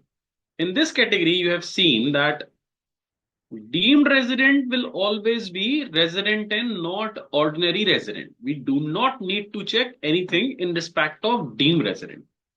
Now for case A resident, that is general condition, or point number B1 or B2. B1 means person of, individual citizen leaving India permanently, and B2 was individual citizen or person of Indian origin comes to visit India. For these three category of person, A plus B1 and B2, these two condition has been prescribed. If any of one has been fulfilled, then that individual will be called a resident but not ordinary resident. What is the condition? Condition number one, if he is less than 730 days in 7 preceding previous year in India. If he is less than 730 days in 7 preceding previous year in India. That means if that individual who has become resident as per point A or B1, B2 after fulfilling the respective condition. Now, this condition is applicable in 7 preceding previous year. That means our previous year is 24-25. So that is not relevant. We have to take 7 preceding previous year. That means 23-24, 22-23, 21-22, 20-21, 19-20, 18-19, 17-18. Now you can see these are 7 preceding previous year. So if he is in India for less than 730 days in these 7 preceding previous year, then he will become an resident and not ordinary resident. So if this condition is fulfilled, then we do not need to check condition number 2. Suppose a question says, as that Bratley question was there. So you have seen that was a question in Mr. Bratley, who was a foreign citizen, comes to India for 100 days every year. And from last 10 previous financial year, he was coming India regularly for 100 days every year. So you have seen that in that question, he falls in general condition and he fulfill the second condition to become a resident, which was 60 days in previous year plus more than 365 days in 4 preceding previous year. So he became resident due to fulfilling of this condition. Now, because he became resident, now we have to check condition number 1 upon him. So now in last 7 years, how many days he was in India? As per the information given that from last preceding previous year, 10. He was coming to India 100 days every year. So if I need to check this resident and not ordinary resident condition number 1 upon that individual, that how many days he was in India in last 7 preceding previous year, 100 days every year, that means 700 days. And 700 is less than 730. So that means Bratley was satisfying condition number 1 for becoming a resident and not ordinary resident. So what will happen? he will be called a resident and not ordinary resident, and that would be your answer. But what if this condition does not fulfill? Suppose I change the question. If I say now that Bradley comes to India for 110 days every year from last 10 years, he comes to visit India instead of 100 days, 110 days. Now, what will happen? You can see in this situation. Again, he won't be able to fulfill that 182 days condition, but he would be in India for 110 days and in last 4 preceding year, 440 days. So he will fulfill this condition. He will again become resident of India. But now a problem will arise when we will see this resident and not ordinary resident condition. Now you can see because he was coming to India, he for every year 110 days. So in last preceding 7 years, he has been in India for 770 days, which is more than 730 days. So that means he did not fulfill first condition to become a resident and not ordinary resident. So if he did not fulfill first condition, then we need to check condition number 2 upon him.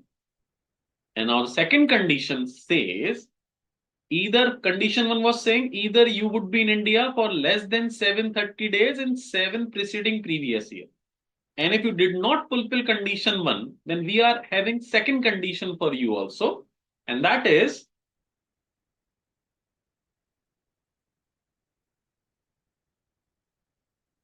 out of 10 preceding previous year. Now, we need to take 10 preceding previous year. Out of 10 preceding previous year, at least for 9 preceding previous year, you should be non-resident in India. We are not discussing about the current previous year. In current previous year, 24-25, so you are automatically resident. That's why we are solving this question further. If in 24-25 you have you are non-resident, then there is no purpose to solve this question. So we are saying in 10 preceding to previous year, you have to be at least 9 times non-resident in India, at least 9 times or full 10 years. That means we were taking 7 year over here. Now we have to check this condition for 10 preceding year. 17-18, 16-17, 15-16, and 14-15.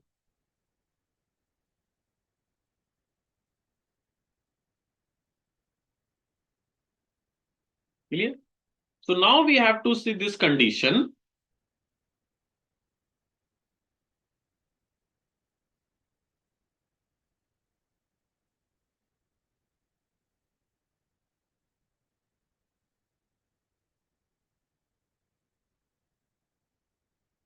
That this condition need to be fulfilled, need to be checked out of 10 preceding previous year, at least for 9 preceding previous year, you have to be non-resident in India. And how this is going to be checked?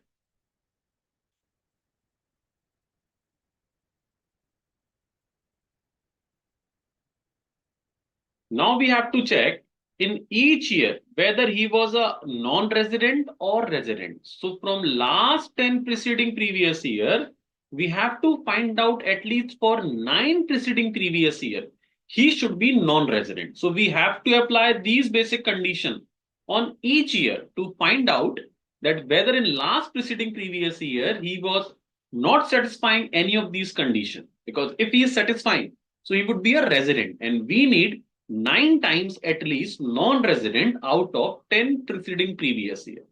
You might be thinking this is very complicated. We have to calculate at least now again 9 or 10 times the residential status of that individual again and again. So it would be a very time consuming process. No, it won't be that time consuming because it's a basic problem with the numerical topic. It's a kind of a numerical topic that until you will solve some question or you will practice some question, you will find it very complicated.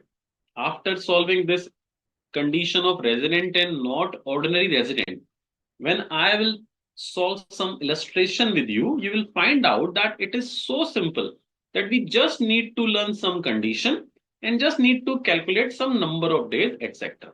Let me show you how this condition need to be checked. So checking of this condition of 730 days is very simple because in the question, the number of days would be given. If it is less than 730, the answer is your resident and not ordinary resident. If it is more than 730 or equal to 730, then we have to check with condition number 2. So condition number 2 for this example in which he was coming India for 110 days every year.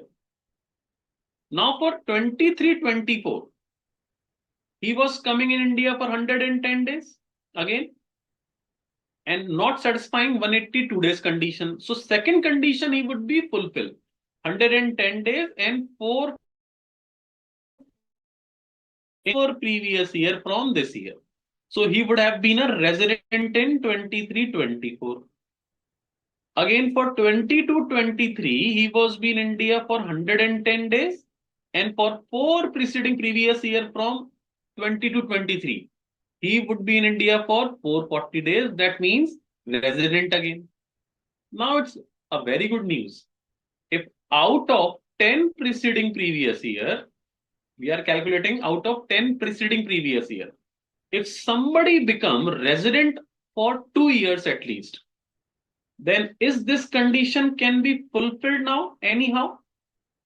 If out of 10 years, Mr. Bratley becomes resident for 2 years. Now how much year left? 8.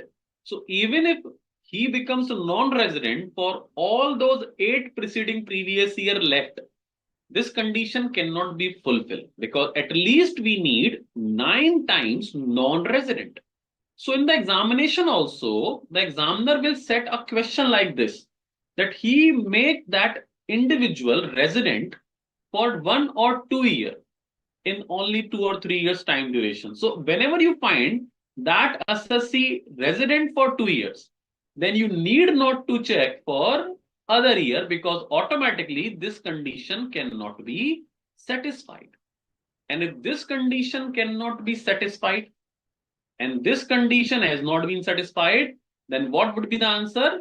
The individual will be treated as resident and ordinary resident. So if less than 730 days condition did not fulfill, and out of 10 preceding previous year, if he's not a non-resident for at least 9 preceding previous year, so this condition also did not satisfy. So if you did not satisfy any of these 2 conditions, you will be a resident and ordinary resident. Clear? So that was the case, how to find out that you are a resident and not ordinary resident or resident and ordinary resident. So we have discussed about deemed resident concept. We have discussed about A, B1 and B2. Only left is B3. The good news, these 2 conditions are exactly same for B2 category also. Less than 730 days and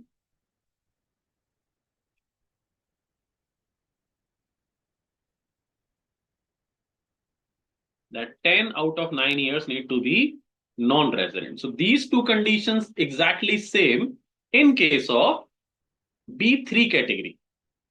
There is only one new condition. That's why I have made this category separately, so you would not confused. So again, if you are a B3rd category individual who became resident, again the first condition is exactly same, copy paste, less than 730 days in 7 PPY. If this fulfill, that individual will be called a resident and non-ordinary resident. If this does not fulfill, then second again, 9 out of 10 preceding previous year, you need to be non-resident. If this fulfill, you will be a resident and not ordinary resident. But if this does not fulfill, so that category person is having 3 definitions, 3 conditions. If any one of it has been fulfilled, he will be called a resident and not ordinary resident. Now the third and last condition is if he is more than equal to 120 days in previous year. Now we're talking about in previous year, 24, 25, but less than 182 days in that previous year. So if he is equal to or more than 120 days in previous year 24, 25, but less than 182 days in that previous year, then also he will be treated as a resident and not ordinary resident. If he does not satisfy this, this, or this, then he will be treated as a resident and ordinary resident. So these are the conditions. Again, let me show you these conditions with the help of that diagram, which has been clearly made over here. So if individual become resident as per the above case, then it will be resident and ordinary resident, or would be resident and not ordinary resident. The condition for becoming a resident and not ordinary resident, for resident as per case number A, or B1 or B2, if satisfy any one condition, less than 730 days in previous year preceding, or non-resident more than equal to 9 out of 10 in 10 preceding previous year. If does not satisfy anyone, you will be a resident and ordinary resident. If that is the case for resident as per case number B3, then first condition same, second condition same, this is new. If more than equal to 120 days, but less than 182 days in previous year.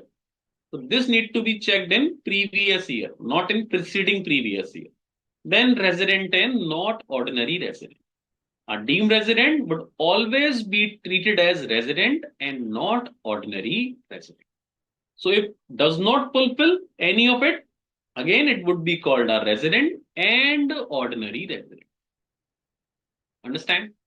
Note says if section 6.1 applicable, then section 6.1a will not be applicable. That means if you become a resident as per normal resident provision, then you need not to check deemed resident condition. So section 6.1 will prevail over section 6.1a. Visit not mandatory in case of deemed resident, that we will already have gone through with this condition. That visit condition is not compulsory in case of deemed resident concept. So you can see we have completed individual provision also, but we have left with HUF subclassification yet. Okay, a very simple thing I want to ask you, that there was two conditions in case of A, B1 and B2 to becoming a resident and not ordinary resident. And here was resident, ordinary resident. Okay. So the condition to become a resident and not ordinary resident was less than 730 days in 7 PPY. Clear? Or if does not satisfy it, then more than equal to 9 years non-resident out of 10 preceding previous year. You have to satisfy anyone. If you did not satisfy anyone, you would be a resident and ordinary resident. You have to satisfy any one condition. Now, if I want to write these conditions from the point of view of, I need to explain to someone. If I want to explain to someone that what is resident and ordinary resident, that means somebody would be a resident and ordinary resident when he will not satisfied any of these conditions, correct? He will be a resident and not ordinary resident if he satisfy anyone. So that indirectly means he would be a resident and not ordinary resident if he did not satisfy any condition. That means this condition one does not satisfy mean I can write it down like this also, that if he is in India more than equal to 730 days in 7 preceding previous years. So I am doing nothing. I am just writing down the reverse condition of this condition. So if this condition says less than 730 days in India and 7 PPY, this should be satisfied. So when this would not be satisfied, when you are in India for equal to or more than 730 days in previous year, preceding previous year, correct? So I'm doing nothing. I'm just writing down the reverse condition of point number 1 over here. Okay, in the same way, if I want to write it down the reverse condition of this, that if you want to become a resident and not ordinary resident, you have to be at least 9-year non-resident out of 10 preceding previous year. That means when this condition would not be satisfied, that means when you are 2 years resident out of 10 years preceding previous year. Clear? I'm not explaining any new condition. I am just writing it down, the reverse condition of these two. So this condition would not be fulfilled when you are in India for 730 days or more. This condition would automatically not be fulfilled when you are a resident for 2 years or more out of 10 preceding previous year. And these both must be fulfilled. These both must be fulfilled to become someone resident and ordinary resident. Why both? Because this is or. If any one of this fulfill, anyone, then you would be a resident and not ordinary resident, anyone. So when you will be a resident and ordinary resident, when any of this would not be fulfilled, that means you have to be more than equal to 730 days and you have to be 2 year or more resident out of 10 preceding previous year. So we can explain who could be a ROR like this also. Like we can say, if you did not fulfill this and this, you will be a RNOR. Or I can also say like this, that if you fulfill this and you fulfill this, that means if you fulfilling both 1 and 2 of this, that means you are not fulfilling any one of this. So this is just a reverse condition. Why I am explaining you the reverse condition? What is the need? The need is this, that for the purpose of HUF classification, you remember the HUF classification? The control and management. If wholly in India or partly in India, resident. If wholly outside India, non-resident. If resident, then it would be a resident, not ordinary resident, or resident, ordinary resident. Now the concept of why I am trying to explain you this reverse condition is this, because under HUF, RNOR has not been explained. They explained when you would be a resident and ordinary resident. They did not explain RNOR. They explained resident and ordinary resident. And they include only Karta. That if Karta fulfill both of these conditions to become a resident and ordinary resident, Karta needs to fulfill both these conditions. Only Karta need to be checked. And these conditions are these: more than equal to 730 days in 7 PPY and 2 years resident out of 10 preceding previous year. So HUF does not explain resident and not ordinary resident. They just explain the reverse condition. Even if they have used these conditions, the answer would remain the same. But they have explained this. Okay, now you have to check this condition on Karta, that Karta should be more than 730 days or equal in 7 preceding previous year, and Karta would be at least 2-year resident out of 10 preceding previous year. So these are not new condition. The RNOR explained from this point of view, and the ROR explained the reverse point of view.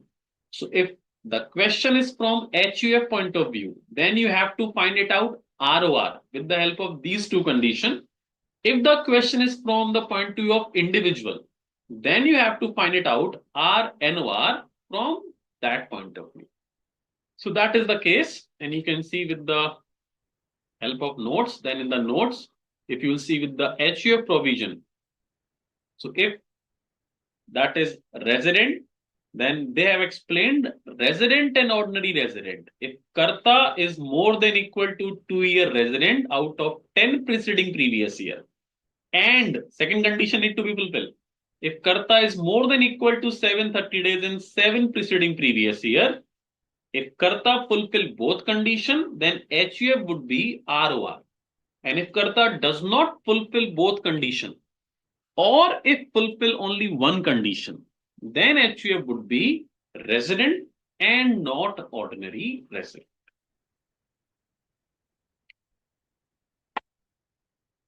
Now we can say the residential status concept is 99% has been completed. Still 99% because just a single clarification regarding that Indian crew member has been lacked. After that, residential status provision would have been complete. Okay, moving on to a question. First of all, let's me take the queries.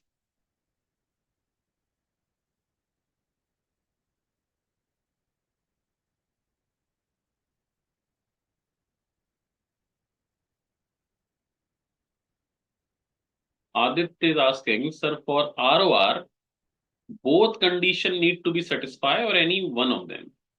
If you are studying from ROR point of view, then both condition need to be satisfied. More than equal to 730 days and 2 years resident. Because if any one is fulfilling, that means he is fulfilling one condition of resident and not ordinary resident. So if both fulfill, he or she would be a ROR. If both does not fulfill or any one is fulfilled, that means that individual would be a resident and not ordinary resident. Kiran Mishra is saying, sir, please repeat again. You can scroll back the video, Kiran, and you can see that. Priyanka is saying, sir, once in Hindi. Okay, that I can do. Just wait for a minute. Let me take other queries. Then Priyanka, I will explain these conditions in Hindi also. So can we say like this, at least 2 out of 10 preceding year resident in India? Yes, we can say that. The opposite of these conditions would make the individual a ROR. Yes, exactly. 2 years resident and 730 days or more would make that person resident and ordinary resident if both condition has been fulfilled. Yes, it can of course comes as a theory question also because it's a very interesting theoretical question could be framed out of these theoretical provision. It could be there. Emoji P, sir, can you share chapter-wise question? I have already uploaded the questions from basic concept MCQ almost 23, 24. I will also upload the question from residential status MCQ. Jayendra Pokale is asking for individual in special condition 1 and 2, 365 days in 4 years is applicable. Just a second. For individual special condition, that is 360. No, for special condition, only 182-day condition is applicable. The 365 and 4-year condition is not applicable for B1 and B2 special cases. So for income of 15 lakh, agriculture income included? No. Agriculture income from India would not be included. Okay, because that is exempted. We need those income that is going to be taxed in India. Shubhanshi Grover asking, sir आपके notes कहां पर मिलेंगे? ICAI है, उसके आप BOS portal पे जाएंगी शुभांशी, तो वहां पर आपको मिलेगा BOS के लेक्चर्स के बारे में सारी डिटेल. वहां पर आप क्लिक करेंगे तो आपको इनकम टैक्स के नोट्स मिलेंगे, वहां से आप डाउनलोड कर सकते हैं.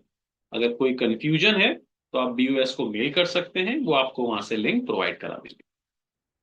Rajiv Rai is saying less than 9 out of 10 years or ROR, not less than it should be 2 years or more. That would be the better thing to be understand. So if it is 2 year or more resident, then you would be a ROR and you are 730 days or more. Then that kind of condition you have to understand. Garima is asking, sir, suggest some book. Of course, ICAI study material is best.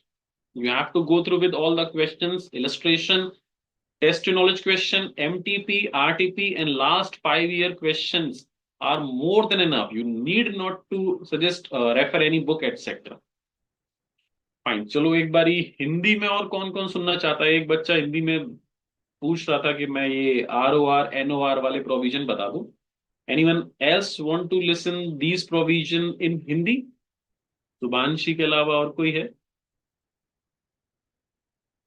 Okay, Dimple, Ayushi, Saumya. Okay, well done. चलो हिंदी में discuss करते हैं एक बार। देखो हिंदी में समझो, क्योंकि language थोड़ी डिफिकल्ट है आसान। प्रैक्टिकल इम्प्लीकेशन अभी अब जब हम इसका करेंगे ना, तो you will see it's easy.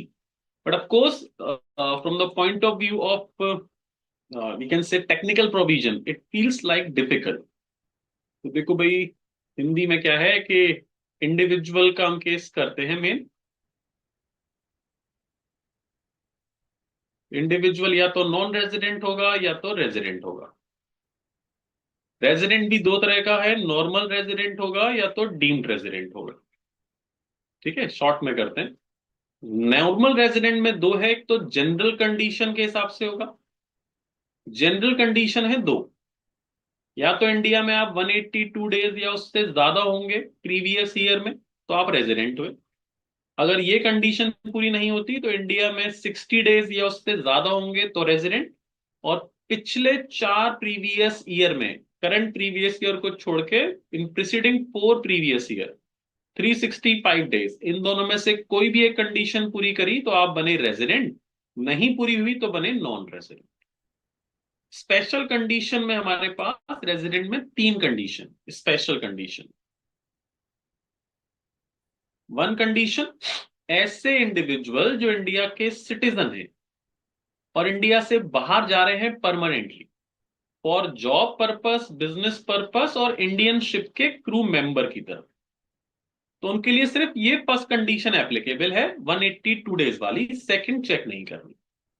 ऐसे इंडिविजुअल जो इंडिया के पीओआईओ हैं या सिटीजन हैं, जो इंडिया घूमने आ रहे हैं, सिर्फ अपने रिलेटिव से मिलने, किसी की मैरिज में, मॉन्यूमेंट्स देखने, इंडिया घूमने, कुंभ में एक्सेट्रा, तो वो सिर्फ अगर घूमने आ रहे हैं तो उनके लिए भी सिर्फ फर्स्ट कंडीशन चेक की जाएगी, 182 डेज वाली।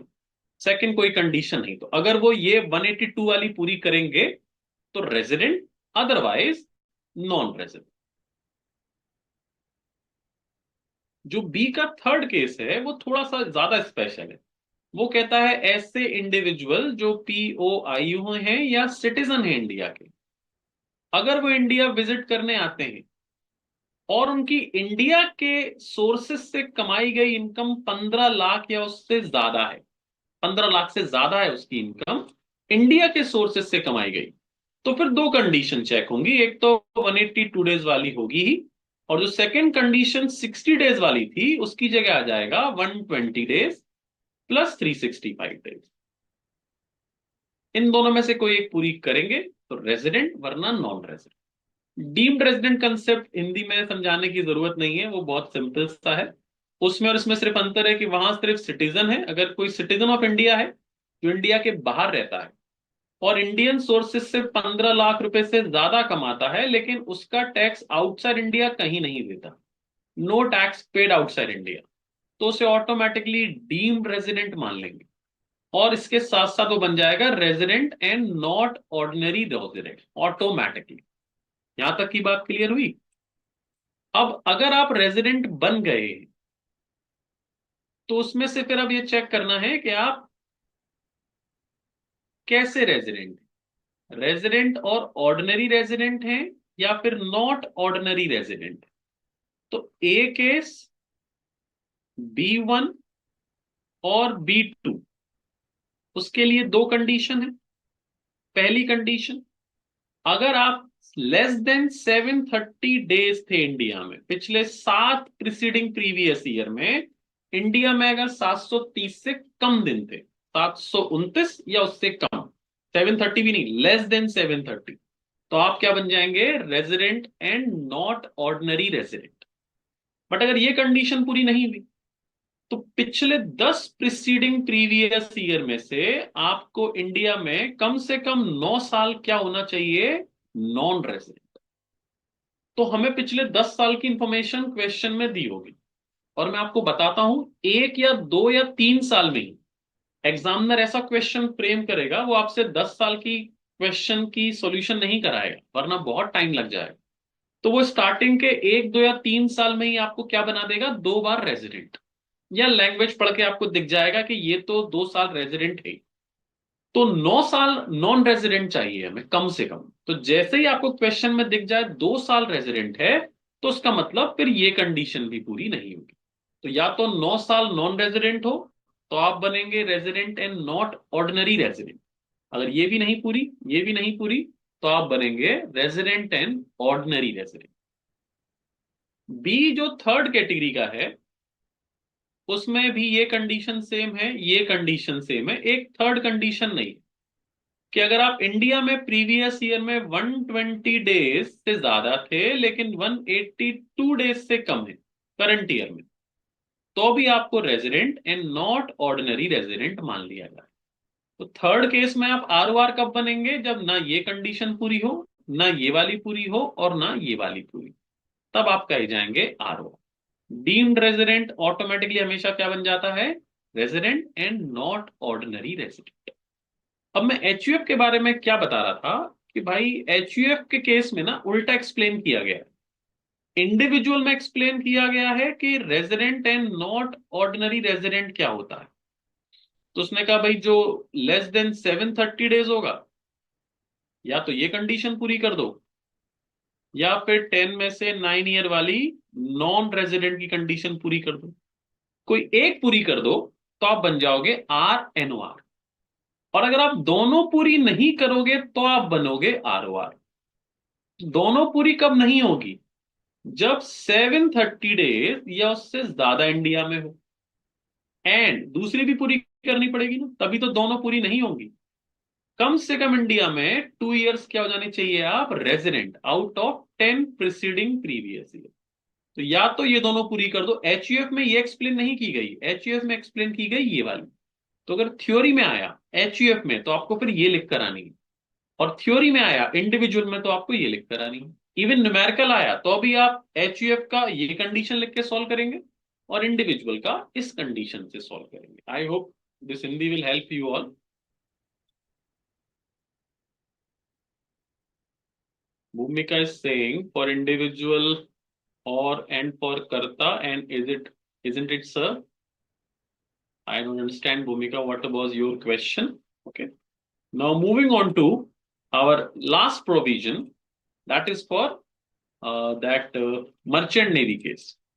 After that, we will solve illustration, and of course, after the class, there would be a interesting story also.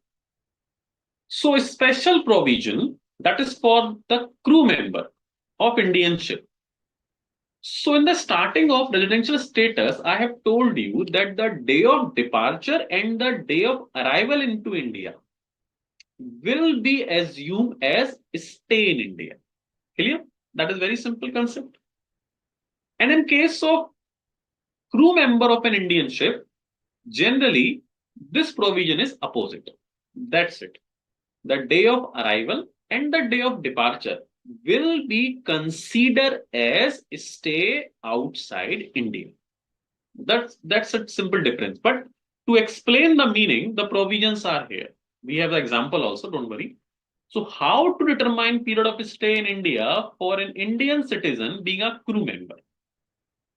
In case of foreign bound ship where the destination of the voyage is outside India, there is uncertainty regarding the manner and the basis of determining the period of stay in India of an Indian citizen being a crew member. To remove this uncertainty, are having explanation 2 to section 6.1. Now, what is the explanation? For that purpose, we directly come over here to understand the concept and the provision. It says periods to be excluded. So suppose there are 365 days in our previous year 24-25, and you have to find out how many days that person stay in India to calculate the limit of 182 days or 60 days or 365 days or 120 days, whatever it is. So we have to find out how many days he is in India. So either though you can find out how many days he is in India, or what we can do, how many days he is outside India. If we deduct it, outside India days. In case of normal necessity, we added those days for which someone is in India. You have seen that example in which we have to add those days when somebody is in India. But for the purpose of member of Indian ship, we find out it like this: total days, reduce days outside India. So remaining would be considered as stay in India. Same thing, but we have to solve it like this: total number of days and stay outside India days need to be reduced. So balance stay day would be in India. So these days would be checked for the purpose of 182 days, 60 days, etc. And now the day of departure and the arrival. The day of departure and arrival. In normal case, that days has been considered as stay in India, but for the purpose of crew member, those days, the day of arrival and the departure, will form part of outside India days calculation. And that has been explained like this. Now they are actually explaining which time duration would be considered as outside India. So it says outside India time would be starting from the date entered into the continuous discharge certificate in respect of joining the ship by the said individual for the eligible void. That means the day you will be boarded into that ship with the help of a certificate, from that day it will be assumed that you are outside India. Even if your ship is within the Indian water limit, Indian limit. But once you boarded into the ship, from that day it would be assumed that you are outside India. So that is the time period commencing as outside India time period. Clear? And till how long it would be assumed that you are outside India? The date entered into the continuous discharge certificate in respect of signing off. Till the date you will sign that certificate that I have landed into India and you are still on the board, till the date of that signing, it would be assumed that you are still outside India. So might be with this language you are feeling it is difficult. Now this is the difference. When you will see the question, you will see, okay, is it that simple? So now the question is there, the date from joining into the continuous discharge certificate till the date into the continuous discharge certificate signing off. So in the simple language, this duration would be treated as outside India. So this time we have to exclude from total number of days. You can see the example. Total number of days 365, 366 if it's a leap year. Days from joining the ship until the signing of the ship certificate need to be excluded. Then we will have the days stay in India. For example, Mr. A date of joining is 6th June 2024 and signing of date is 9 December 24. Calculate days in India. So from the date of joining till the signing off, we will assume as he is outside India. So out of 365 days from 6 June till 9 December, he would be outside India. So remaining days in India only 178. He is a member of crew. So that was, he will fall in the exception number, special case number 1. He is a member of a crew. So he would be a resident if he would be in India for more than 182 days. How many days he is in India? Only 178 days. So he would be a non-resident. So now we can say that we have completed the provision. All the provisions of a special condition, the residential status, you can go through with this. Everything has been discussed over here. So once you will go through with the provision, that would make more clarity. Because now you have diagram, you will have the provision understanding and the provision has been written in front of you. So you can go through with these provisions. So till page number 10, you can read those provisions. Let me help you in solving some question from your study material.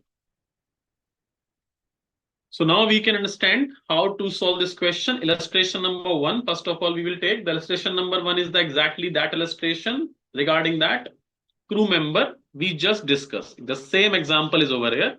6th June, 9th of December. And you can see the days excluded. We have to find it out. The number of days is in India only 178 days. So he would be a non-resident. Illustration 2 was from Bratley. The A point we have already solved.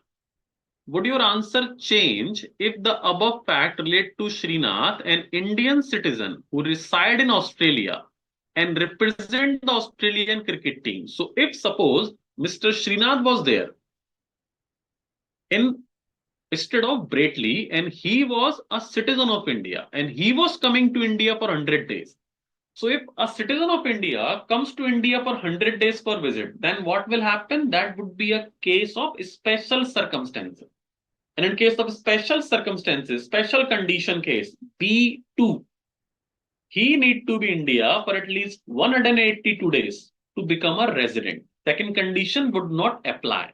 So the B case, he would be a directly non-resident. You can see that. Srinath is an Indian citizen, so he would be a less than 120. He would be as a non-resident. So now you can go through the question number B also, and of course C also. You try for C question also. If there would be any query, I am going to solve this for you. Moving on to Mr. B, a Canadian citizen, comes to India for the first time. Let me tell you again. Whenever there is a question, first of all, you have to find it out whether it's a general condition or a special condition, whether it's A or it's B. If it is B, you have to see it's B1, B2, or B3. During the previous year 2021, first time he came in 2021. During the financial year 2021, 21-22, 22-23, 23-24, 24-25, he was in India for 55, 60, 90, 150, and 70 days. So my previous year is 24-25. For that, he was in India for 70 days. Respectively, determine his status for assessment year 25-26. Now, it is a case of special or general. This is a general condition case because he is not a person of Indian origin, not an Indian citizen. So we have to find it out both conditions. Condition one is more than equal to 182 days. That does not fulfill because he was in India for only 70 days. Now condition two is 60 plus 365 days. 60 condition he fulfills because he was in India for 70. The remaining 4 years he was in India for 355 days. So this does not even fulfill. So what would be the answer? He would be a non-resident. So you will see when we go through with the provision, we find it very difficult in case of numerical topic or practical question. But when you start solving question, you will see it is not that difficult. And let me tell you, this is the most easy chapter of your income tax. Once you practice 2-3 questions, then you will see, okay, this is that simple. Nothing to do in these kind of question. You just need to confirm which condition need to be applicable. General or special. If you find out the correct condition, general or special, the 80% work has been done. Because after that, you just need to put or calculate some days. That's it. That was illustration number 3. Like illustration number 4, the business of a HUF is transacted from Australia and all the policy decisions are taken there. Mr. E, the Karta of the HUF, who was born in Kolkata, visiting India during the previous year 24-25 after 15 years. He comes to India on 1/4/24 and leaves for Australia on 1st December 24. Determine the status of E and HUF. So you can see all the decision of HUF has been taken from Australia. So HUF would be, of course, non-resident. Now, from the point of view of Mr. E, first of all, you have to find it out whether he is a special category case or general. After that, you can solve this question. That is your homework, of course. So you have to solve question number 4.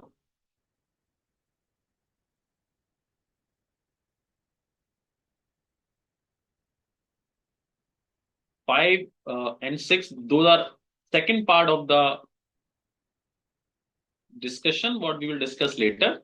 So you have a homework for doing question number 4 and some test your knowledge question. Let me tell you, those questions you have to try from your study material, test your knowledge question. So if there's any query, definitely I'm going to solve it for you.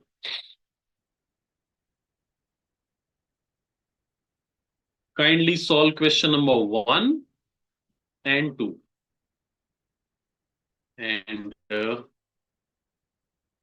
only 2 questions you need to solve from your test your knowledge. And one is illustration. Now let me see if there is any query. Students, if there are any query, you can ask me your queries, or we are going to discuss a very small and story. So that would be really, and I would really like to ask any one of you that would give a recap in our next session. That would be, I guess, on now 12th on Tuesday. So you should try a recap, and please, any one of you can try that in the next session. So now story part is this. एक बहुत simple सी story है, बहुत अच्छी सी story है। एक छोटी बच्ची थी और उसको पैसों की काफी जरूरत थी। So she was in need of a money. तो उसने देखा कि एक बहुत अच्छा पेंटर को वो जानती थी, और उसने देखा कि एक सड़क के पास वो पेंटर कहीं जा रहे थे। तो वो उनके पास दौड़ कर गई और उसने बोला कि मुझे कुछ पैसे चाहिए, तो कैन यू हेल्प मी। तो उस पेंटर ने एक अपने बैग से कैनवास निकाला और कुछ टाइम 15-20 मिनट में एक अच्छा सा स्केच बनाया, और उस स्केच को बनाकर उस बच्ची को दिया और बोला कि थोड़ा दूर एक आर्ट गैलरी है, उस आर्ट गैलरी में जाओ, वहां का जो ओनर है उसको ये कैनवस बेचना, उसको ये फोटोग्राफ, उसको ये ड्राइंग, उसको ये पेंटिंग बेचना, and he will pay you at least 50,000 rupees. उस बच्ची को बिलीव ही नहीं हुआ कि पॉसिबल कि कोई 20 मिनट्स में इतना इजीली बनाकर कुछ दे रहा है, और उसके लिए 50,000 रुपीज कौन देगा। उन्होंने कहा नहीं, जाओ तुम जाओ। तो उसने उसको बोला कि आप उस आर्ट गैलरी जाओ। वो उस आर्ट गैलरी में गई। वहां पर जो ओनर था उसने उनको दिखाया कि ये पेंटिंग मुझे दी है, और उन राइट उस पेंटर ने दी है, and you can check it.